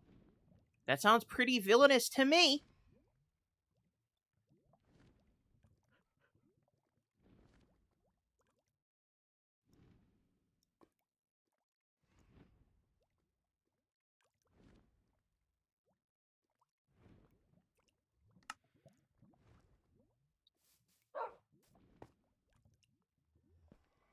Maybe dog hero, you know? I don't even know what I would name a dog. Does he look pretty heroic to you guys? There definitely needs to be a snow golem hero. I think they're like the green arrows of... They're the green arrows, the Hawkeyes of the Barnyard guys. In my world, the sheeps are the ones keeping me alive. Well, I got some mystical powers then. Sheeps normally just get me killed. Or make great, delicious mutton chops. And maybe in the theme of Animal Farm, the pigs will be bad guys too, you know? They're smart like that. They make great supervillains. Yeah, I'm telling you. The ideas are coming alive here. Okay. Speaking of ideas, I need to grab some more spicy orange juice from downstairs. Freedom Farm. I'm going to save that one too. Freedom Farm. Pandas? Maybe pandas, you know? Pandas could be like the cyborgs. The brawlers, right? They got those big arms. I think they could fight off a bad guy or two, you know? Maybe they're like the ninjas of the animal world.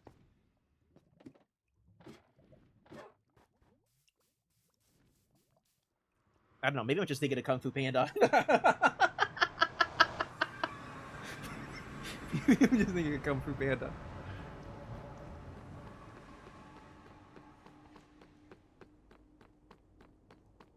Raccoons? There's no raccoons in Minecraft, unfortunately. Once again, it's another animal that's been deleted from the timeline, you know? It's like someone went back in time and just made sure they never existed in the first place. Peach, you know. They are bandits? Oh, you know what? I'll take that one. Raccoons are bandits. Yeah. And, you know, have you ever noticed in like lots of kids shows that it's usually the raccoons that's the bad guy for some reason? They got those natural things covering their eyes, right? The bandit things? I don't know.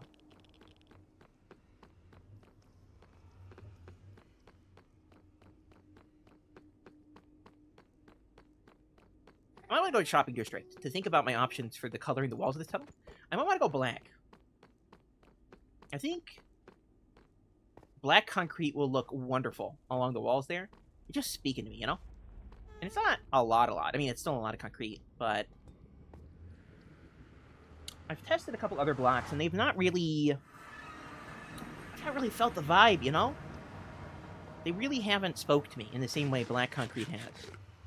The dark, dingy, evil vibe that I'm going for. I mean, I'm not evil. Look at that friendly little face.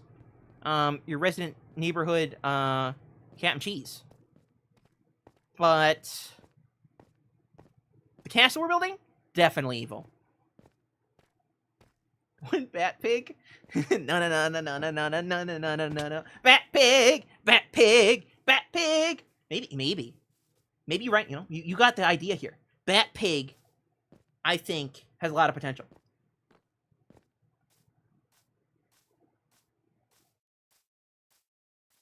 They've built in masks? Yeah, that's what I was thinking, too.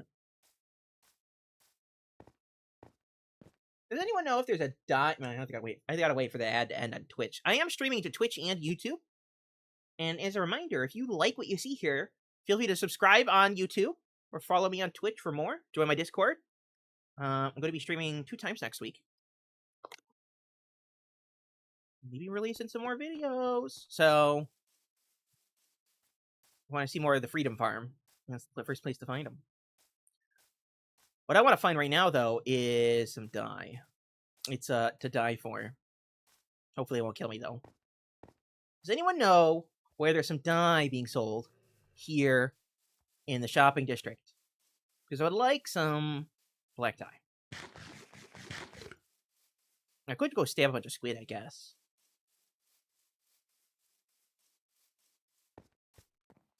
Dye's not that expensive, right?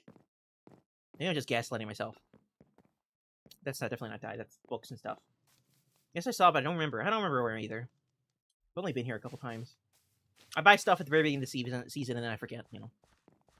Gotta stay more up to date. Trading Emporium. That sounds like I'd have dye.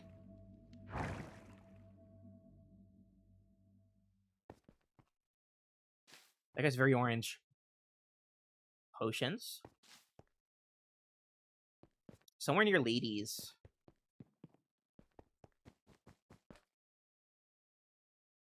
Little Lottle's Loft.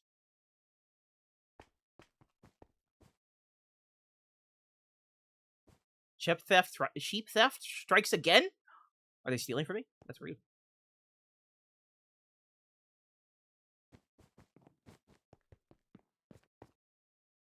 I like those banners. Those look pretty cool. Not allowed to die in here, though.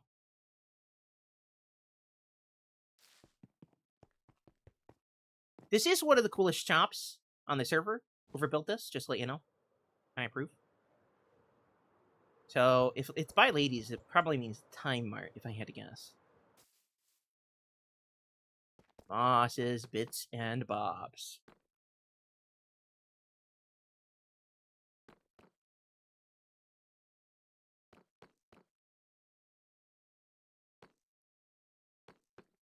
Oh, they're on the lamb?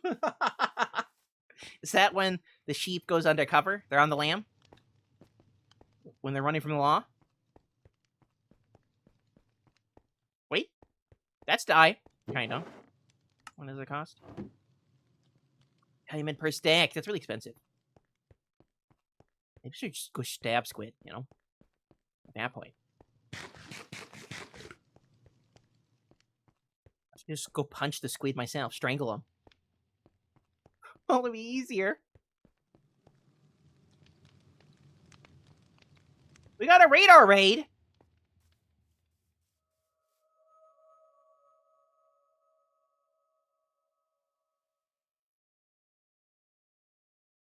Welcome in, raiders. Hope you're cheesing along today. Well, it's a terrible way to start. After the raid. Hey, lady! I was in Time Mart. I'm just perusing, you know, enjoying the wares on display. But your squid ink is very expensive, you know. I might have to take out a small loan.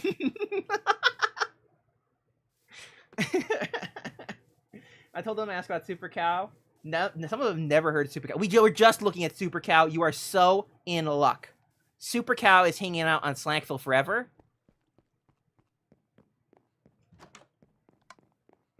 What is this? Super Cow is the greatest hero that ever lived, honestly. Whenever cows look up in the sky and see a falling star, they know the truth. It was Super Cow all along, you know? It's a bird, it's a plane? No. It's Super Cow. What is this? End fan. Oh, it's the frog lines. That makes sense. We did say fearless for the SV community photo. What? There's a community photo? What now? Where's the community photo? Someone, no, Dark Error on YouTube says Porker versus Joker. We're actually talking about Super Cow right now. We're making up all of Super Cow's friends, you know? There's Bat Pig now. Then there's the Porker, which is Joker, right? Trust me, it all makes sense. It all makes sense. And they're called the Freedom Farm, right? And they fight the Barnyard Bandits. It's all making sense. It's all coming together. The lore is developing as we speak. You are a part of the lore right now, guys. Super Cow, the cut of justice. I want to see Joker. I don't have him. I'm sorry.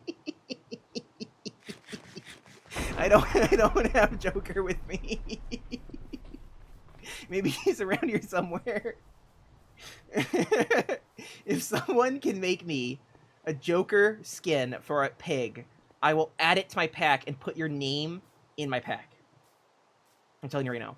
If someone could give me a Joker skin, it has to be like the Heath Ledger Joker, covered in makeup. If someone could give me that, you'll be my friend forever and ever and ever. I'm not even joking. Not even an ounce of joke in that one, even though I was giggling like a madman. But do you guys want to see Super Cow? You know, Radar was hyping up the Super Cow, so maybe we got to see him, you know, in person, or her, I should say. Probably with Dr. Fearful. Joker. Maybe. And it's not the Joker, it's the Porker. Guys, get it right, you know? It all makes sense once you don't think about it whatsoever. Okay. Since you guys are so excited to see Super Cow again, we'll go back. I know we have some doubters in the chat. Wrong world, sorry. Some doubters who don't believe in the justice of Super Cow, you know? Some of you haters out there don't believe Super Cow is real. And I'm here to prove you wrong. Earlier, we went on a very arduous journey. I almost died to flying squirrels. It just happens, you know. One day, you're walking along the road, and all of a sudden, you get ambushed by 4 flying squirrels. They're deadly, let me tell you that much. They must be part of the Barnyard Bandits. But here, in this lonely home that I made a long time ago, we have some residents keeping up. First, we've got Cow Cat on the inside, you know? They are the investigative journalist working for the Daily Moogle, you know? And they have been working hard and long for about 3.5 years trying to cover the great secrets of the murder basement, which is down there, you know? But they don't want to go inside because, you know, they're the timid reporter Cow Cat. What would they do if they're attacked by the evils that lie within, you know? So right now they're investigating the happenings around here. You can see they're hard at work. Working very hard here to uncover the great secrets. You can see their glasses and their little tie. But on the inside is the real hero of the hour. There they are, Super Cow. I told you, haters out there, he's real, or she's real, sorry. Super Cow was real the entire time. She was with us, in our hearts, in our imaginations, and in my kitchen. You know, normally where you find cows. I was like, yes! You know, you find cows in your kitchen, or your dining room. It just happens like that. And here she is. Super Cow! You can see, she's got SC on her back for Super Cow. She's got the little booties, you know, and she can leap a building at a single bound. She's not gonna do that right now. She's not gonna show off. She's very humble, you know. She's gotta save that work for later. Okay? Gotta save her energy for fighting the forces of evil, Dark Udder, and apparently Porker. Yeah. Yeah. Gotta save her energy for that, you know? So, Cow Cat, what do you think? I mean, not Cow. No. This is not Cow Cat. No. This is Super Cow. Completely different person. They're not. See, there was Cow Cat outside and Super Cow in here. They can't be the same person.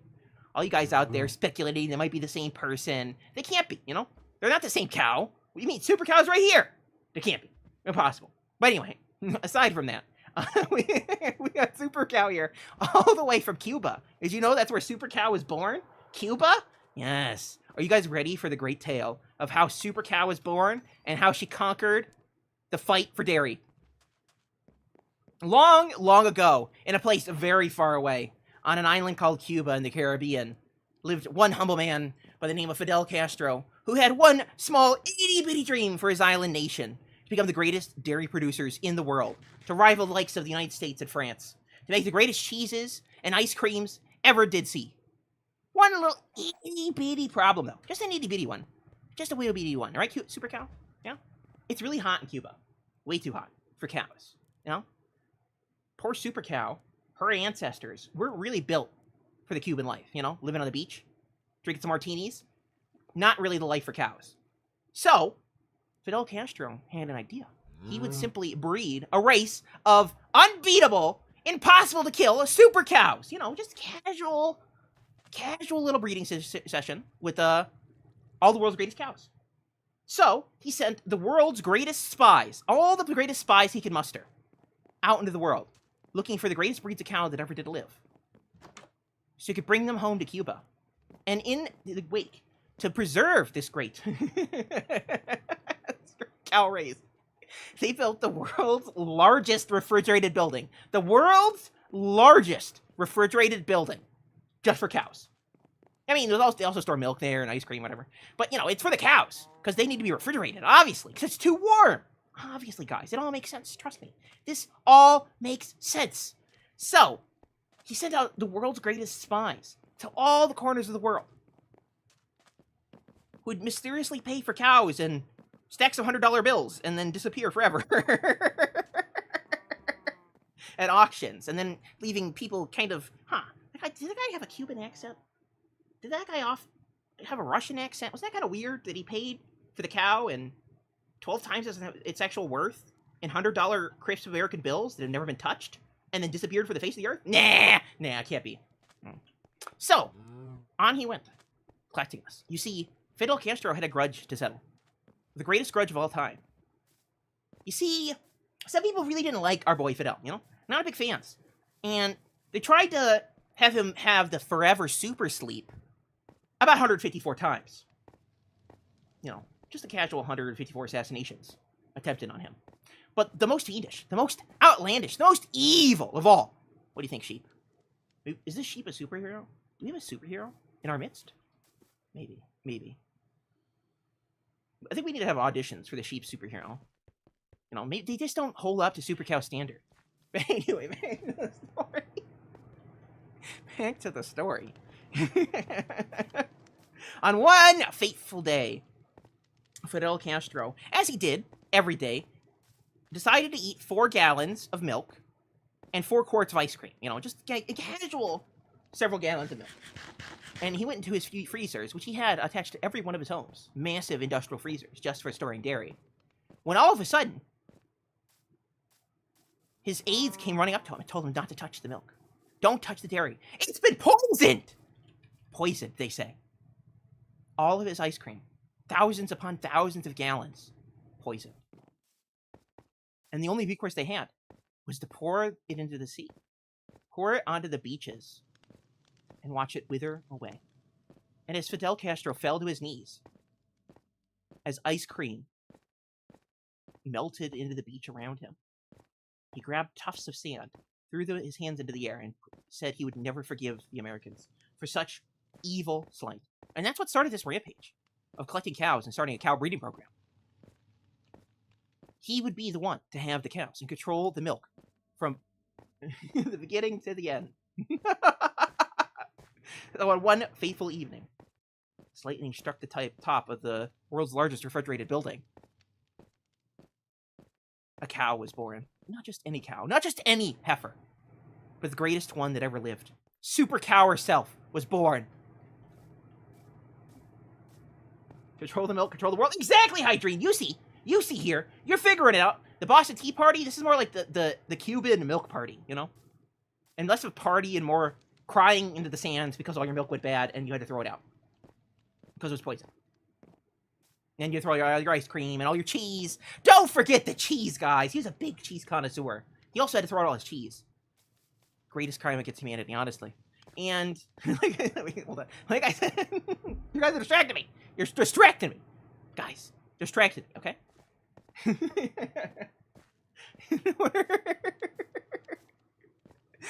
Wait, let's see. With the cow breeding program, where were we? Cow breeding program. Super Cow was born! Yes, Super Cow was born on one dark, stormy night.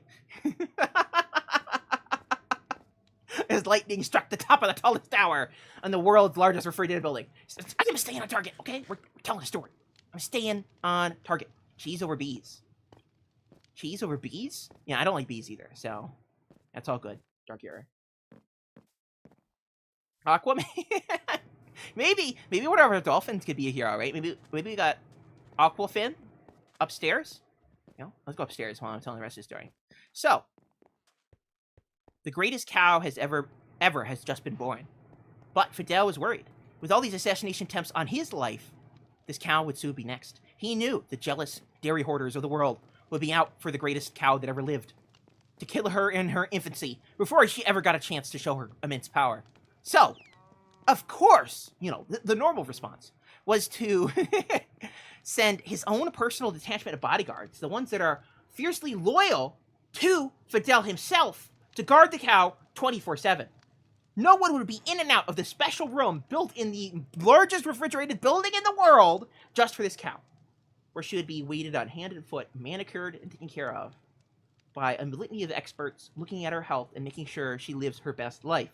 Outside that very door, again, this is a special room inside the world's largest refrigerated building, built just for this one cow. This single cow has its own room in the world's largest refrigerated building, just for the cow, with its own staff to take care of it, including some of the most loyal bodyguards in all of Cuba that were fiercely loyal to Fidel himself, were sent to guard the cow 24/7 and only let people in if they got permission from Fidel himself.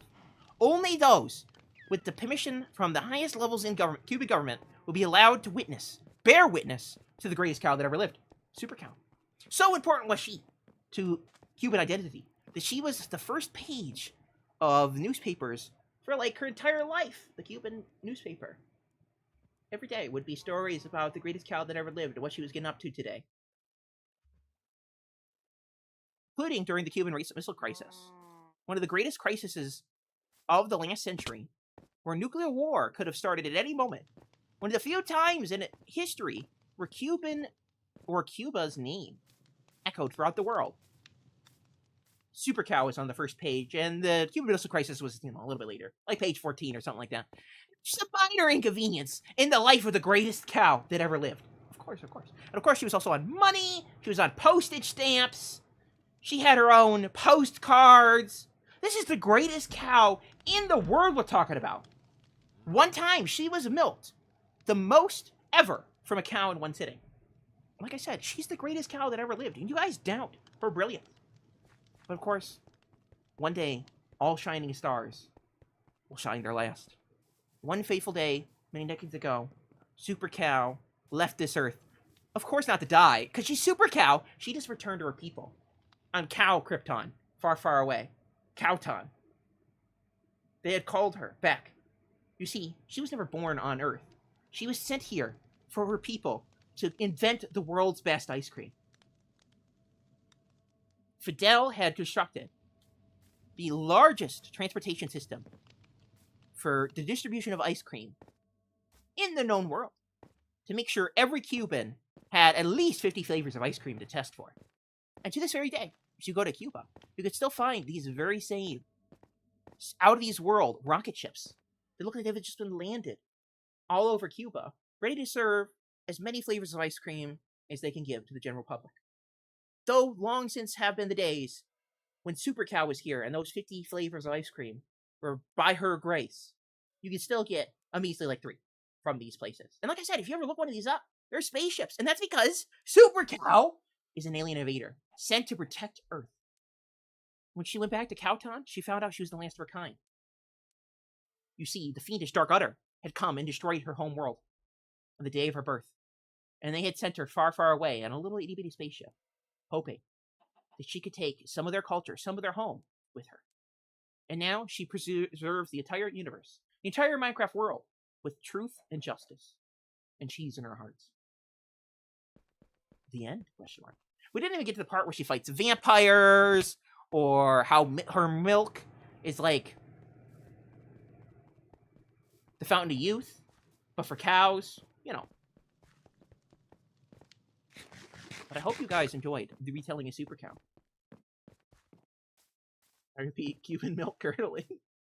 Me giving ideas. Okay, I gotta see what you guys said. I was busy monologuing. I missed so many messages. Super Cow, says Dark Arrow. Exactly. Not the cheese. That's exactly what I said when I read the story. The Magenta Menace.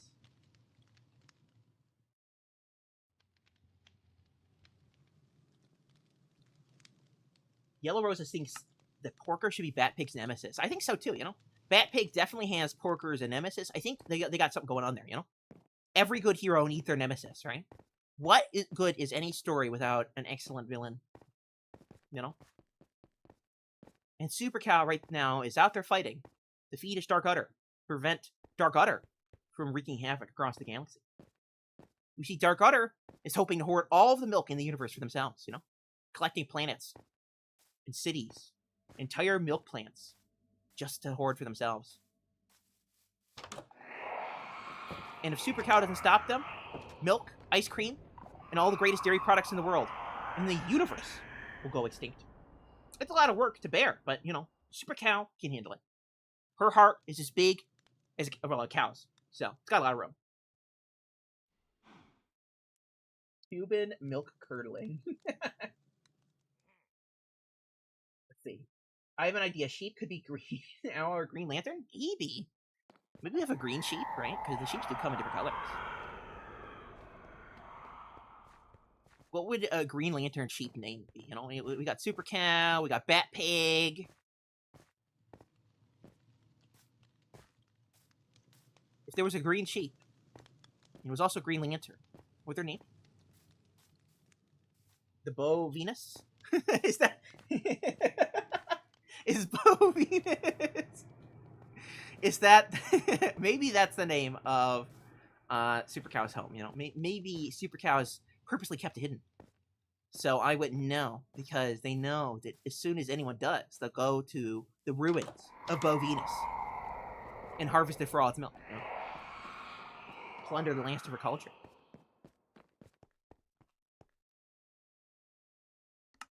No, I was a terrible place to log off. I should have done that. Okay, we go back in and not log off there, because that might be the last thing I ever do in that world. Blanche would be a horse. Maybe. Maybe. You know, you guys got ideas here.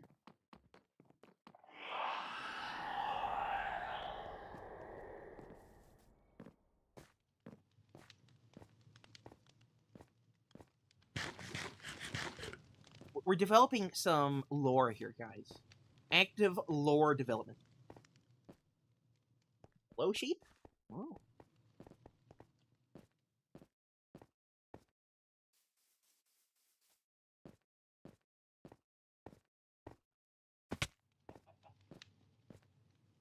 Can I have my leggings? It's got to be magenta.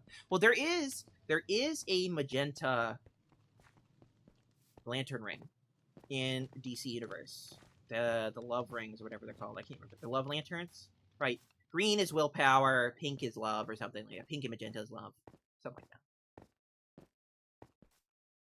I would have to look up the DC lore so we can convert it to farm lore. You know.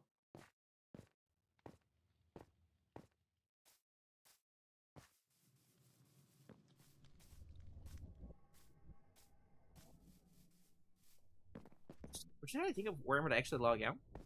I guess it doesn't really matter because most of this place is safe. I don't think I've seen a hostile mob spawn here in about 6 years. So, maybe one of the safest places in the server. Maybe.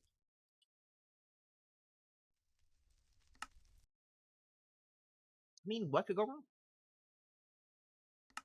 Let's get back to the SMP.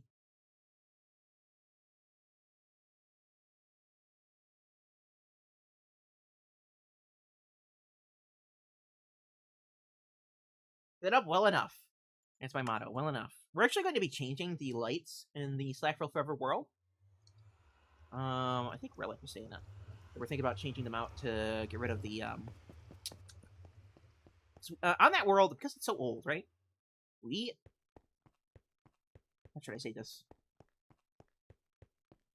We played with having special craftable lights on that world using an add-on pack that Hatter made that allowed you to craft a special, I think it's just called Light Block. I should show you. I'll show you really quick. It's hard to explain because it's a weird thing you can only get in creative. If you're opt, you can't even get it in regular creative. But if we go here, there's a special light block in the game that's entirely invisible, but it does emit light. It's a really nice block. It's actually right here. You may not even be able to see it. It's in there.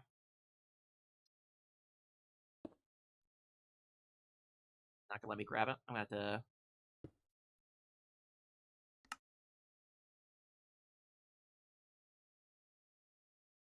I think it's literally just called light block, right?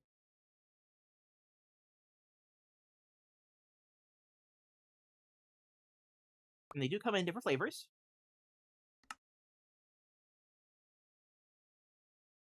As you can see, this is apparently I accidentally gave myself the light block level 0, but they go up to level 15, right? And if you're holding one, you can see all the other ones.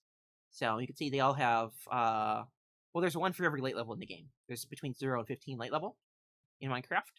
For example, torches give out level 14. Regular torches give out level 14. Sea lanterns give out 15. Redstone's like in this area here, like 4 to 6 to 7, 8, and all the way down to 0. 1 is a brown mushroom, and or maybe it's 3. It's a brown mushroom, no, something like that. And then 1 is also blue ice. Right, blue ice does emit light. Level 1. Fire is level 15. Soul torches, I think they're level 13. Stuff like that, right? So that's how light is categorized in the game. It's how many blocks does the light go from the source, right? So from a torch, it goes out 14 blocks in every direction. From a sea lantern, it's 15 blocks, etc., etc. But with these, you can sort of just place them, and then once you take out the block from your inventory, and especially if you're in survival, you can't see them at all, right? So they're an excellent way to light things up without having a visible block on the ground. But like I said, they're a creative-only implement, so they're not normally accessible in survival. But we created a crafting pack where we could turn glass bottles and torches into these on SlackVille Forever. So if you ever look at the SlackVille Forever world and wonder where all the torches are, well, there aren't any. They're replaced by that. But a while ago, we took that away. We felt it was a little too cheaty, so we went back to the more traditional lighting methods. So people have been slowly trying to remove these from the world, wherever they can find them. Scott is a Green Lantern real name. Alan Scott? You can try that. Cheap name battering ram. There's definitely some options there.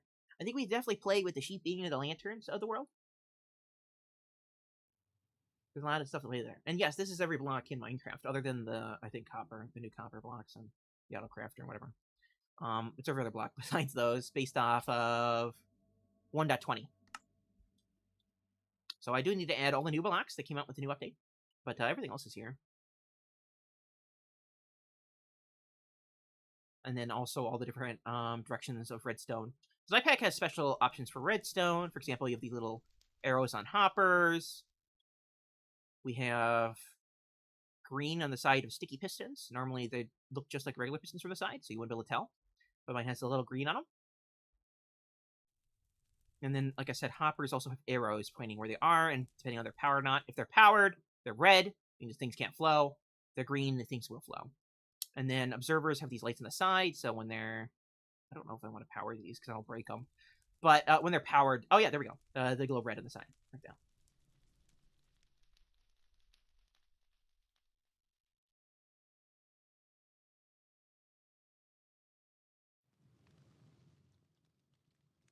We've been hit by an ad on Twitch.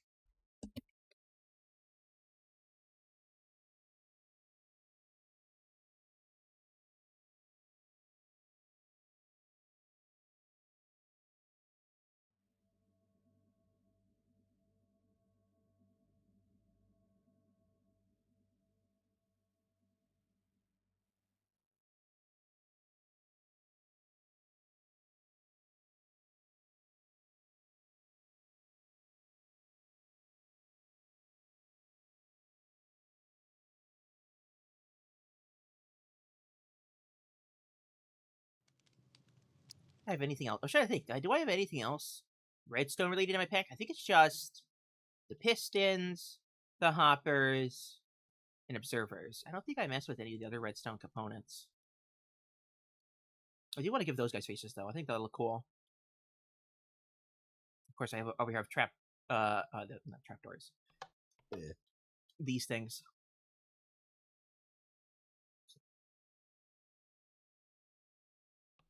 Tripwires. I don't know why I forgot what those were called. We have tripwires. You can actually do just in different orientations, so I can test them to make sure they're all working. Because technically, in the code, those are all different orientations.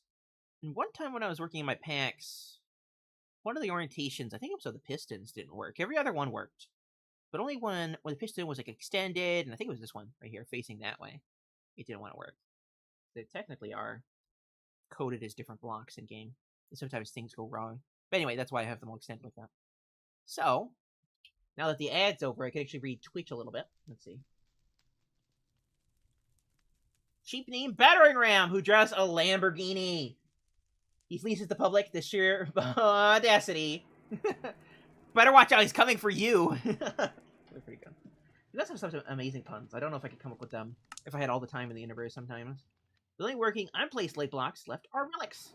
And they're for repairs on the awesome ceiling of his. I think I might have some light blocks somewhere in my base, but I don't know.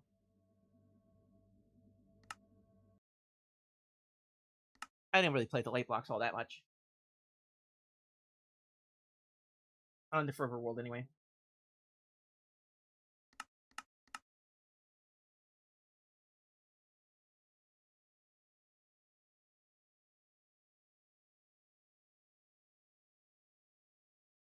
The lady says she never touched them.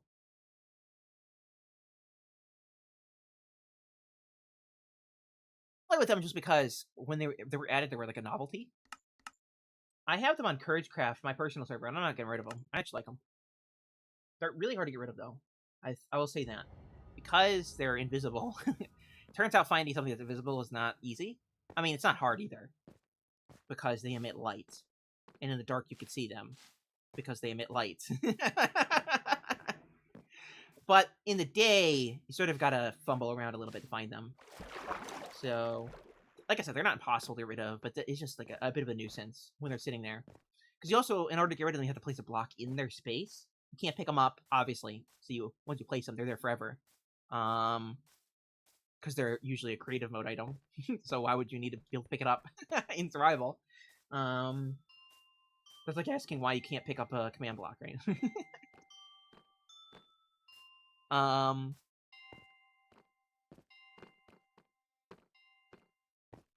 than that, they're kind of fun. I like that they come in the different light varieties. One of the things that I think it's underutilized in Minecraft is the different light levels you can play with. Most of the time, we want to light things up because we're in survival and we don't want things to spawn and kill us. That's fair, but a lot of the time, you know, especially with how light level works now, there are options. As long as it's light level 1 everywhere, or like here, we're on the Mushroom Island, nothing can spawn, so you can really play with light in the game to do all sorts of fun things. Like I showed with RTX earlier. I think we can actually, yeah. RTX sort of changed the game a little bit with lights. Oh, you can see that that's what's that? That's dirt, right?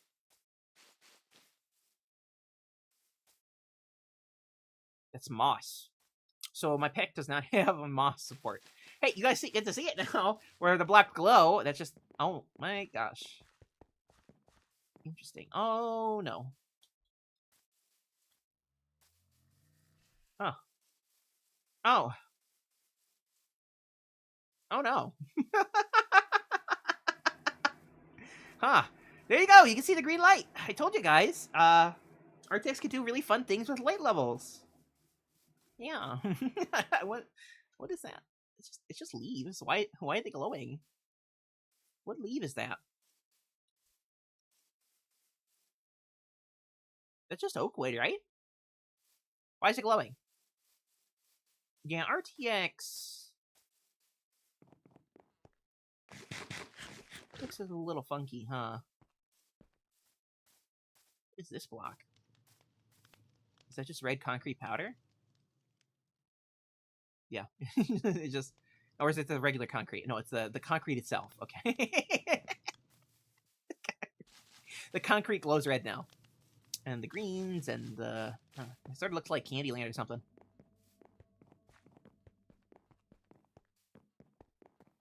It is very weird. I don't think it's working. Because that's definitely not supposed to glow in my pack. I think it's broke. And that's the problem with RTX, okay? I love the way it can look sometimes. It provides such ambiance to the game, you know? It really does. But then it does stuff like this. I definitely didn't program oak blocks to glow, you know? Yeah, this is the little wedding area for Slack and Jen. Can't really appreciate it when it's glowing. Oh, that's gorgeous. I love that. Look how big that is. This is so big. Was it just the concrete that was glowing? No, the concrete right there is not glowing, but that is. What is that? Cobblestone? Cobblestones. Why is the cobblestone glowing? Yeah, RTX is so weird. It breaks so easily, right? It just decides one day it doesn't want to work. And I don't get it. Like, to fix this, I think I had to log in and out of the whole game. You know, close the game. In fact, let's close the game and see if it fixes it. Just out of curiosity. It does look like a New York City billboard. I agree.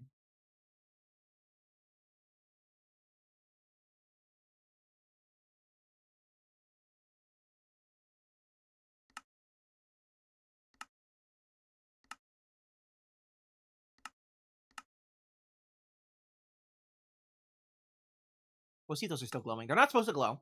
I didn't make them glow. And normally when you make a pack, you pick the things to glow. Let's see if it glows again. No. See, it was broke. Right? It's supposed to be this weird glossy texture because it's, you know, it's also not working. But at least it's not bright. It's not brighter than the sun, right? RTX is so weird. I don't get it sometimes. Huh? Sometimes it really just doesn't want to work. Like that. My skin is more Dr. Fearful than Mr. Fearless. Right? And that happens a lot with your Minecraft skin. A lot with RTX, you know? And I guess the game has its own fair share of bugs, so it shouldn't necessarily be a surprise that there's all these issues, but all of these RTX issues are about as old as RTX is, and I don't think it's gotten the love and care that it needs. I kind of feel like they just took it as a sponsorship or something from NVIDIA, and then left it as it is, you know? And haven't really fiddled with it too much since then. There have been minor updates, right? But, for example, I don't know if this works yet, but candles were not supported with RTX at all. Like, you could set it up all the right way, having candles set up exactly the way all the other textures are, and they wouldn't work. So in RTX, candles wouldn't emit light, because they just weren't supported. You know, it's the exact opposite problem of end-rods, where end-rods constantly give off light stronger than the sun, literally, not figuratively, and you'd be stuck with some light hazards. My whole world is plastic coated. Maybe, you know, maybe I'm playing like Army Man. With a bunch of little plastic army dudes. You ever think of that, guys? Maybe Minecraft is just playing with little plastic army dudes. And technically, if I am a cheese, specifically a Babel cheese, then I'd be wax coated too. You know, I'd be nice and shiny all the time.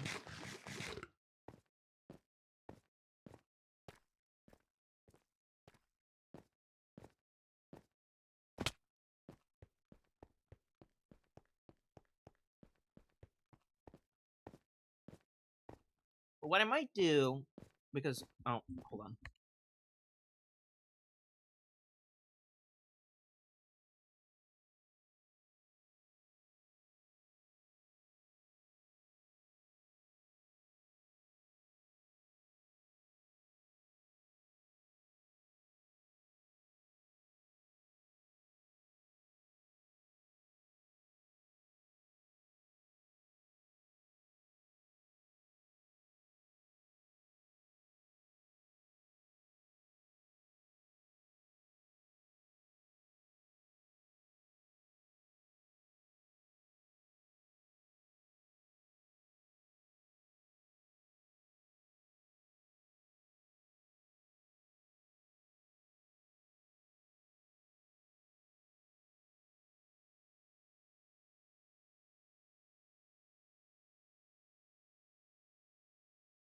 That was my alarm to take my medicine.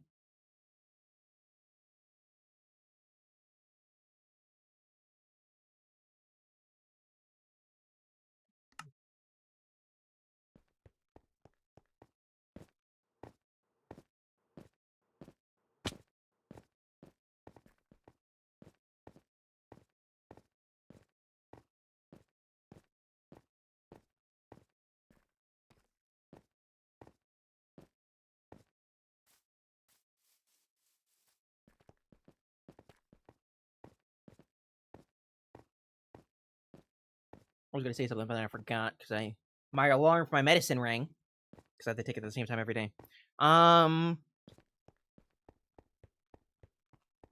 I talk about everything that I wanted to? Super cow, more super cow, just a little bit more super cow, you know. And then we also talked about YouTube. I do have a post on my YouTube channel if you would like to go look at that and decide what my shorts are going to look like from going forward. I would appreciate that. If not, that's what it is. But I'm going to be working on my first Let's Play video in a while. And I'm going to try to maintain a cadence of one every 2 weeks at minimum. And going into one every week. Like, maybe Thursdays will be like the release day. Or maybe Tuesdays. I don't know. I gotta pick my favorite day, and maybe Cheesy Tuesdays speak to me. And we'll have a SlackVille video. And then maybe CourageCraft videos every once in a while. The wife uses the red alert from Star Trek as our alarm clock. And she has default ones where it turns off. I just keep the default ones. Like, I don't want my alarms... I don't want to develop a negative connotation with sounds that I enjoy. So my ringtone for my family is set up to be specific noises associated with them, so I know who's calling me. But for my regular alarms on my phone, they're just generic, I don't know, Samsung noises. Whatever they come with. Like I said, I don't want to make a negative connotation with them. I also want it to be a unique noise. I guess a red alert noise would be very unique. But I want it to be unique enough that, in my mind, it wakes me up immediately. Like if I'm asleep, waking up for work. Because my alarms are usually what gets me up. Or if I need to, like I said, take my medication or whatever. I want it to be, you know, immediately obvious that it's my phone. Like, for example, sometimes I'll be in the other room and I'll hear it. I never said she likes Star Trek. She just has trouble waking up. Oh, I see. I see. But I was going to say that sometimes I'll have my alarm in my other room. Like, for example, I take my meds. I need to have it ring so I can hear it, no matter where I am, even if I'm not by my phone. Because contrary to popular belief, even with my age, I don't always have my phone on. Sometimes I leave it somewhere. Anywhere. Anywhere within 500 feet where I've been in the last week. So sometimes it's nice that I can hear it vaguely in the distance, and I'm like, ah, that's my phone. You know? So part of it is also that it's a noise that I recognize. You know what I'm saying?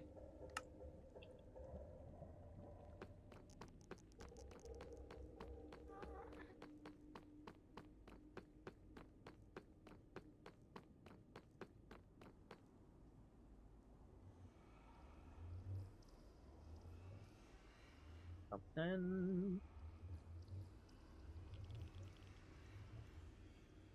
You know what? I've never set up a game for my YouTube streams. I probably should do that, huh? I see now that it says category gaming, but game none. I'm just looking at the health of my streams. I really should have been paying more attention to see if my internet has dipped at all. Because I was having an issue with that earlier. I wanted to stream a little bit earlier. But then my internet kept going out. And I was like, well, kind of hard to stream without internet, you know. Maybe I could do sock puppets with a really big shadow on the moon. But other than that, it's sort of hard to communicate over long distances without the internet. Maybe pigeon, you know, maybe some homing pigeons. Well, you know, I'll invest in some homing pigeons, guys. And maybe we could do some homing pigeon streams, you know, where I send the homing pigeons to you guys, and then you send them back with chat messages. What do you guys think? Or like I said, maybe some smoke signals, maybe a big laser pointer on the moon, you know. Like maybe, yeah, like I said, maybe the sock puppet idea for the moon ain't so bad, you know. Just have the little puppets with a big shadow that reaches all the way to the moon. Can't miss that, right?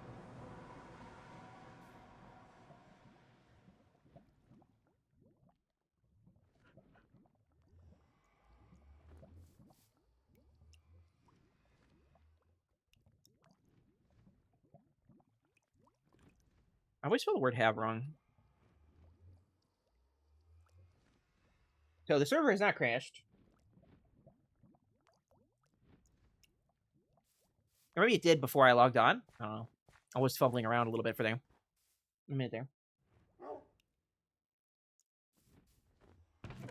So my worry is, long story short, if I do change the noise, because I've been using this noise for essentially my whole life, it's going to be something different that I'm not accustomed to, and I'm just going to sleep through it, or I'm not going to notice when it's ringing in the other room, or, you know, any other litany of problems that could come up with not having a familiar sound anymore.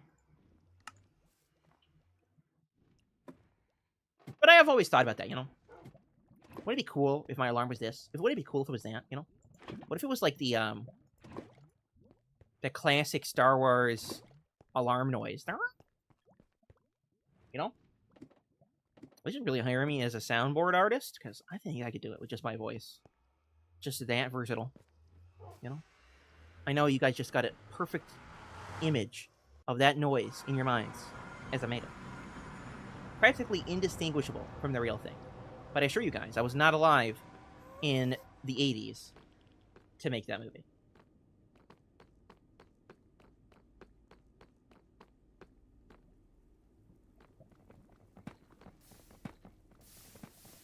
But wouldn't that be cool, though? You know? Star Wars noises? One of my brothers has a Star Wars blaster noise for his texts, and I think that's kind of cool. See, like that, I think I could get behind that. Maybe not my alarms, you know, but maybe text noises or phone calls, something like that.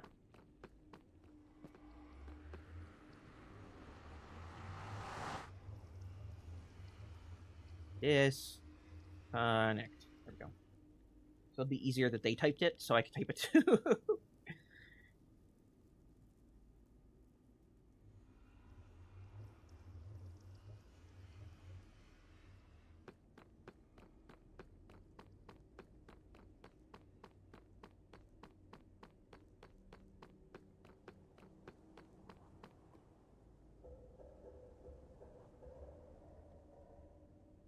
So one of the things that can be a problem on servers that aren't located near you is that connecting to it, even if you have good internet, may not just work out because the ping is high, you know? It's like when you play Call of Duty or whatever, and you're not playing in the server for you. If I'd be playing Call of Duty, I'd be playing on a North American server or whatever.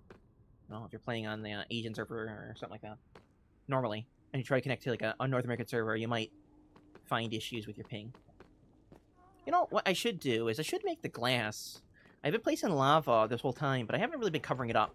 And I've not been working on the sides.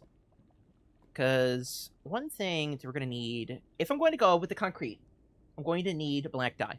So I may just go grab some of that, you know, from around the bend.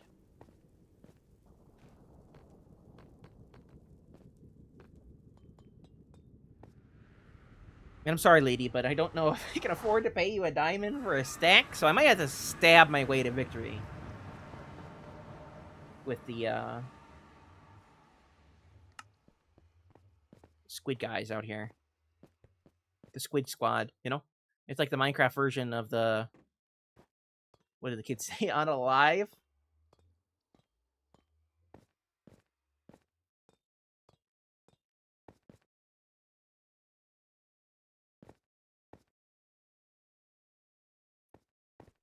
Get what you need, buddy. Huh? You're still here? You're still here. Okay. I'm just gonna go stab. There's gotta be squid out here, right? Not just fish.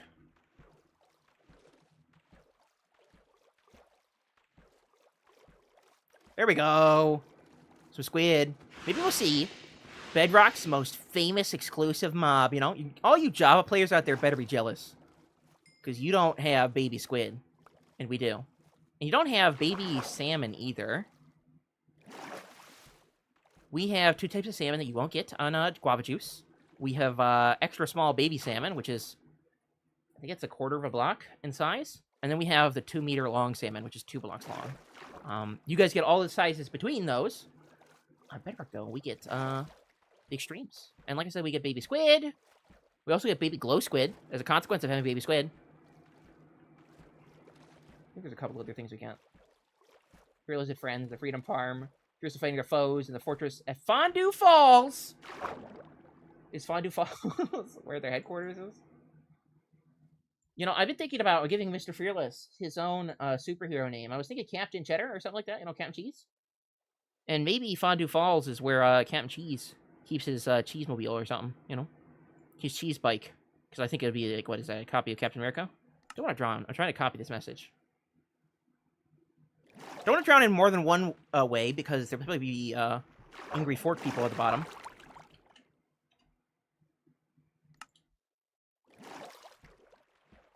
Right there, I think, is the big salmon. Maybe not. I actually have it on my personal world. I did collect the biggest salmon and the smallest salmon, just in case they would ever take us, or take that from us. You never know with Mojang, you know. In the name of parody, they might take away all that's beautiful in the world, including our mega salmon and our mini salmon. I don't know if it's the same for cod. I really haven't looked. But it might be true that we also get really itty-bitty baby cod on top of baby salmon.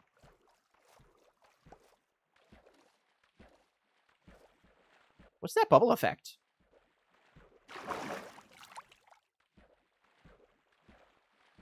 That's kind of weird.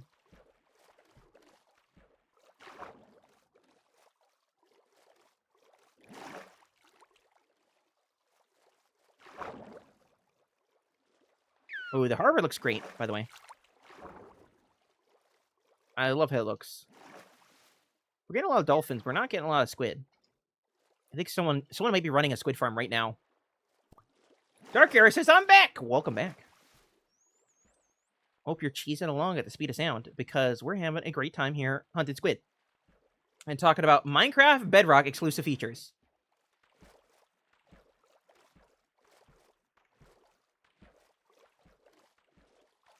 Which include baby squid.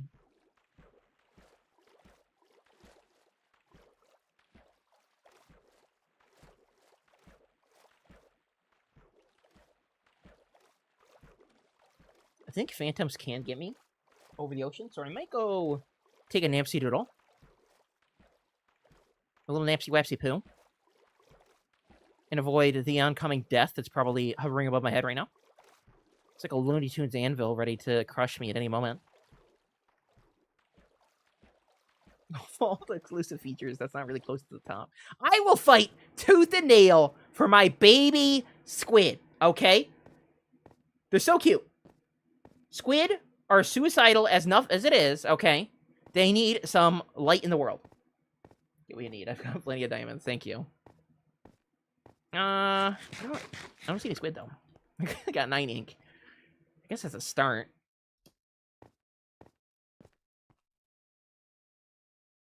Let's go take it out.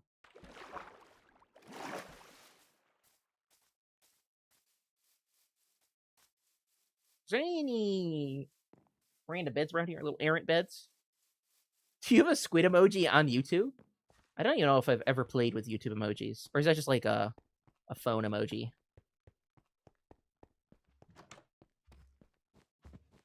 We've got a brown moo.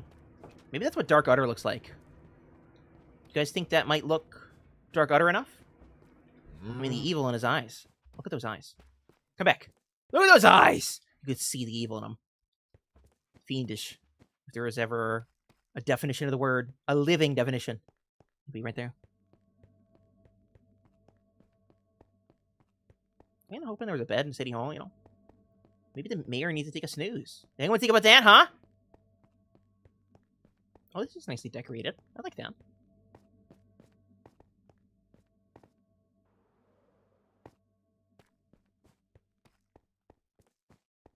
Bird usually has like a bed lying around somewhere. Not under here. I haven't really seen any beds. A phone emoji. Maybe someday I'll have my own YouTube emojis.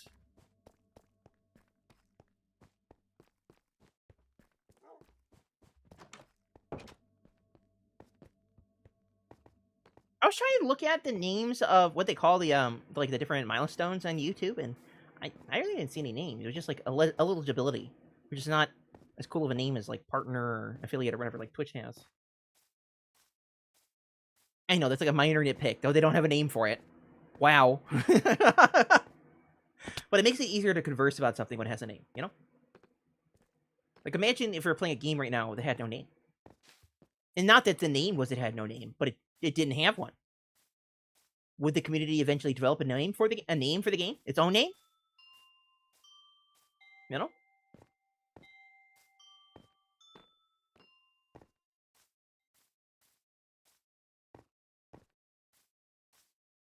Thank you for sharing the wisdom provided by Super Cow.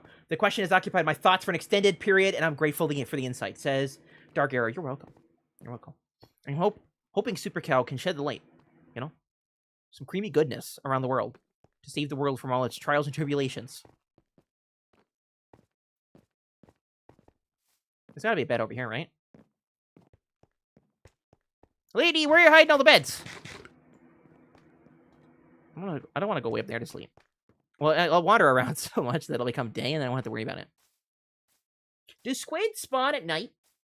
Do they care about night and day? It doesn't feel like they should. Oh, I think this one has beds.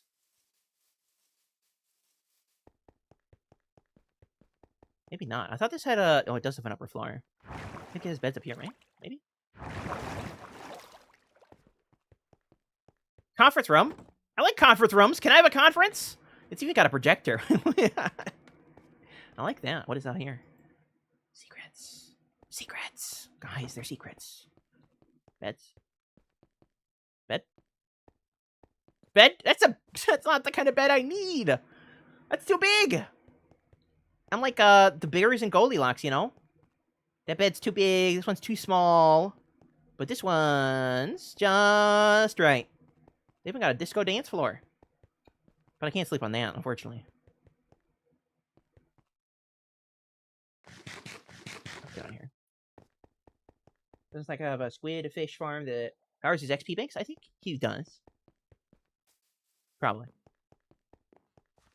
Thanks to the incredible power of teamwork, Super Cow has empowered me to share the idea and provide the answer we've all been seeking. I'm glad. Super Cow's wisdom shall permeate all. Super Cow will be with us here forever. Is there a bed here somewhere? Oh, yeah! Battle thing! That's what Lady said, right? Yeah. There we go. We'll take a nap at Battle thing.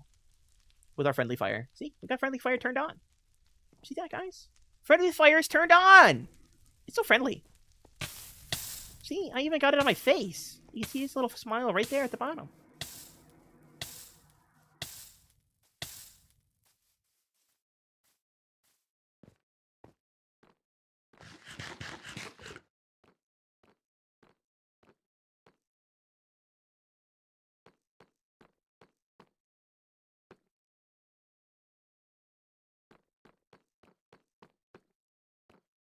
We've slept, which should keep the phantoms away, and now we can go fish hunting.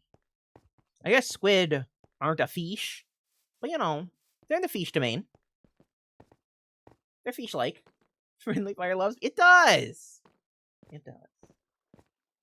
Just past the bed outside that building? Well, it's easy to pass beds with my eyes closed. Oh, the ads are back! Cephalopod.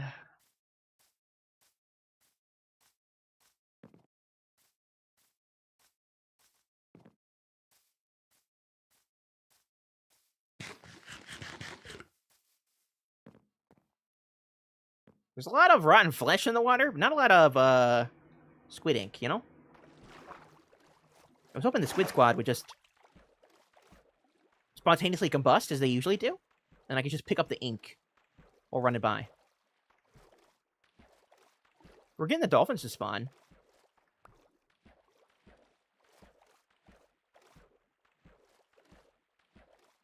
Cephalopod, yes. That's fish adjacent, you know? Is that close enough?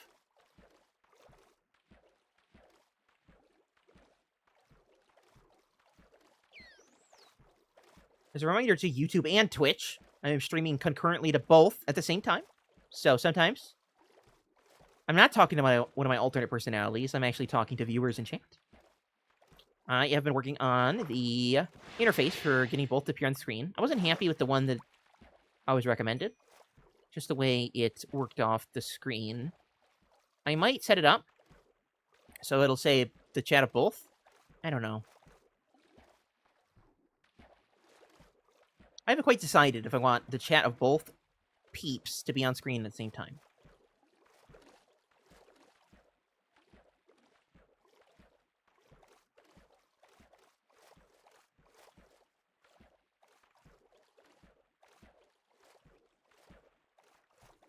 I'm just going to end up circumnavigating the world looking for squid. It's okay, though. Should probably make a farm. That'd be wise, huh? Pretty sure it's against Twitch TOS. I'll have to read up on that. Well, maybe it's a good thing that I've been hesitant.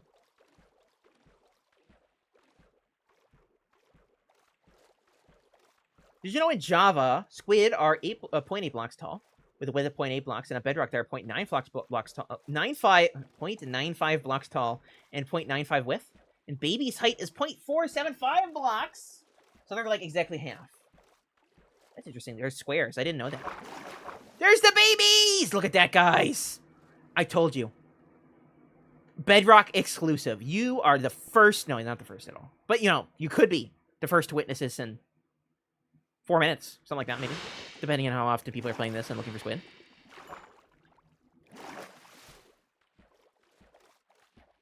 I mean, it's way more exciting than the 4 minutes, right? Obviously. Baby squid are the epitome of what we need to protect when we protect bedrock exclusivity. You know? When we think bedrock exclusive features, I think we should be putting baby squid at the top. Honestly. What do you think, Mr. Wama? Yeah? You a big baby squid fan? You better be. I'm watching you.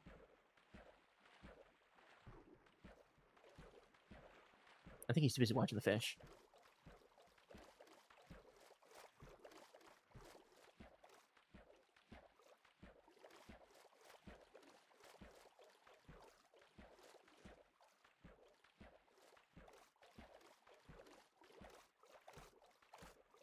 Baby proceeds to kill it. I need the ink, okay? They're also one of the very few baby mobs in the game that'll drop items, honestly. See? The exclusivity goes far. Most baby mobs don't even drop XP.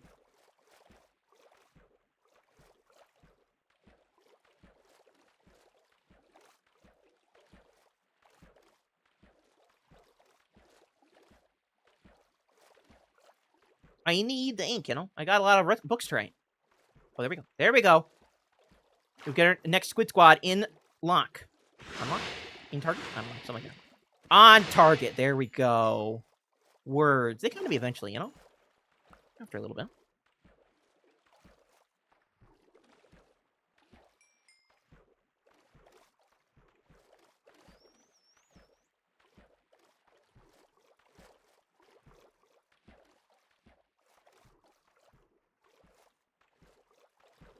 Oh, look at that. Spawned right in front of me. I feel like squid would be the perfect mob for crazy face on it, you know? They already got the crazy eyes. They're like one step away from further crazy textures. Okay, we got the server restart. It might be a good time to end the stream and the server restart. I'm going to spend some time collecting more resources before the next stream Tuesday. And I'm going to really try to stream on Tuesday. I'll take good care of myself. More babies! Yeah, guys. More babies. Look how cute they are, guys. Especially when they squirt the ink out when you stab them.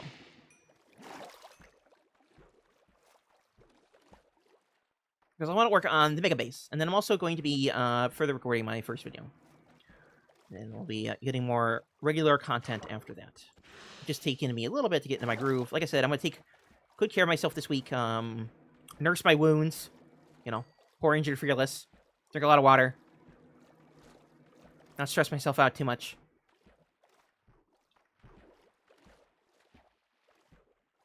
We'll try to go from there. We did much better here in like the last half of this Minecraft day. We got like 8 squid right there. Boom, boom, boom. There we go. Maybe it's the right place to stand. Huh? Right here.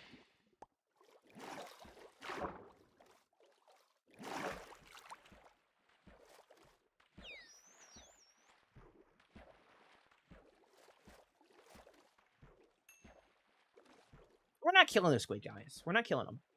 We're just giving them a hug with the sword. We're sending them to the big ocean in the sky.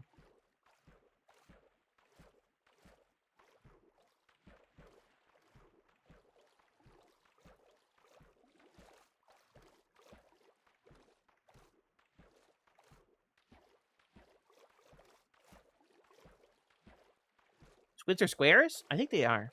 You know, they're squares. And in Minecraft terms, that makes them cool, right?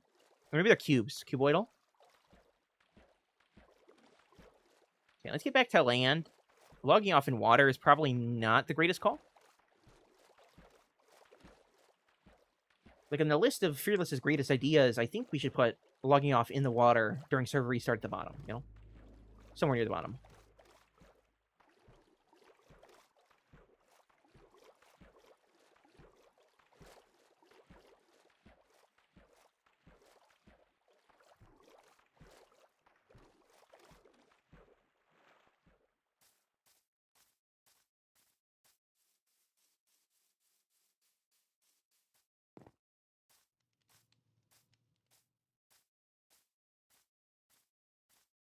We log off inside here, you know? I think it's pretty safe.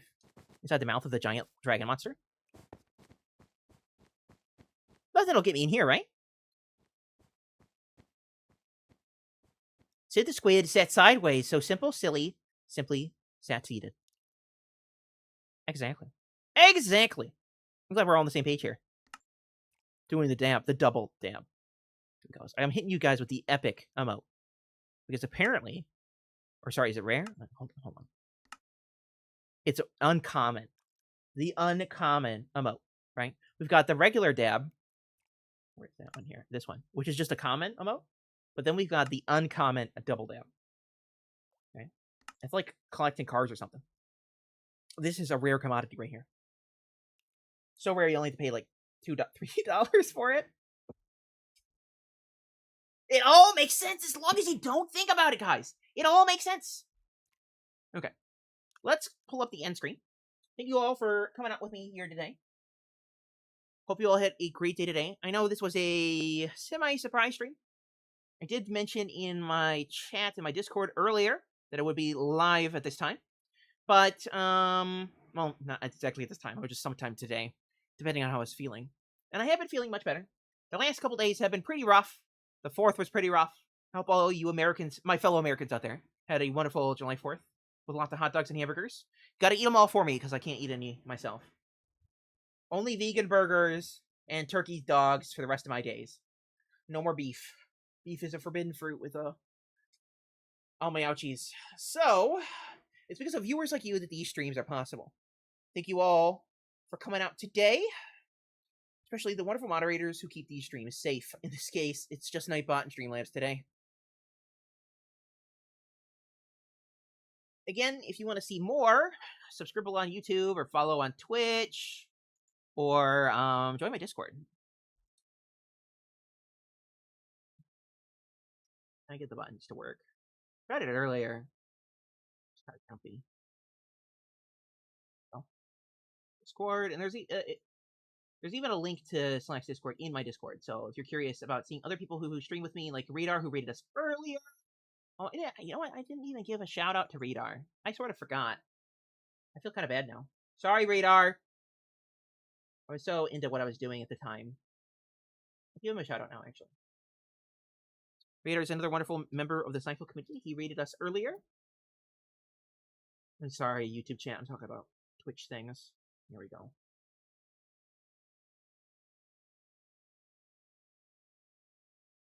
You subscribe? Thank you.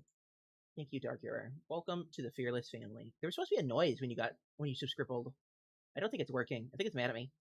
I'm supposed to get a little ding whenever someone joins the Fearless fam on YouTube. I'm kind of sad that it didn't work. I'll get it fixed. I gotta play more of my alerts anyway. Like I said, I hope you all have a great day today, and if not, there's always tomorrow. And tomorrow is only a day away.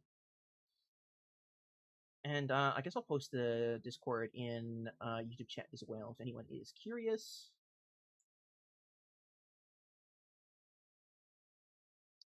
Go. Ding, you hit the bell too.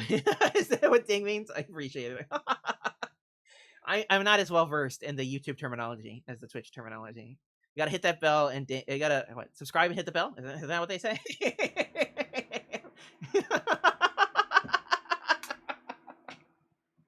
I feel so terrible when I say that. I don't know why.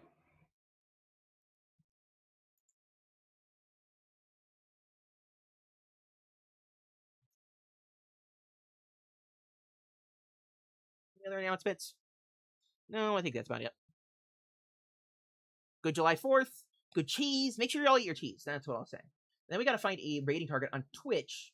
I think there's a way to do that on YouTube too, but I don't even know anyone that will be live on YouTube, you know.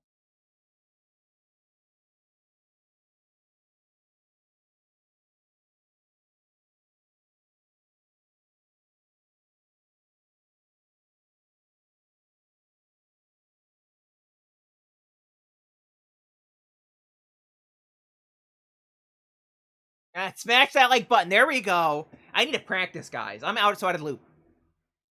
Friend Stormy is live. I see that. I see she's live on COD. I don't know if I want to raid into COD. I usually like to raid into family-friendly channels when I'm on my main channel. If I was playing on Dr. Fearful, which is my second Twitch channel, he has a YouTube, actually.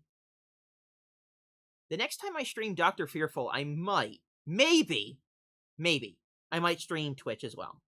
YouTube Twitch with Dr. Fearful. I do have a mature streaming account. So for all of those who prefer more family-friendly content, you'll be fine here. I don't swear anything here.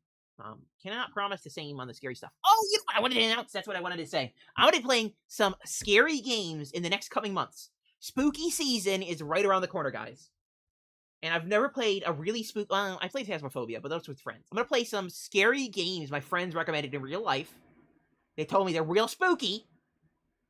And it'll be great for stream.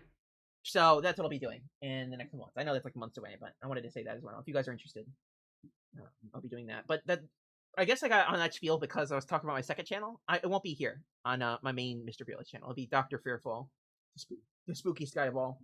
That's it. I got a couple people that streaming some Minecraft.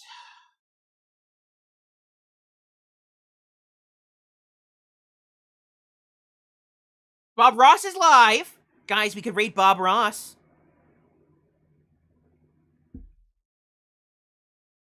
No, Bob Ross doesn't accept raids. I'm sorry.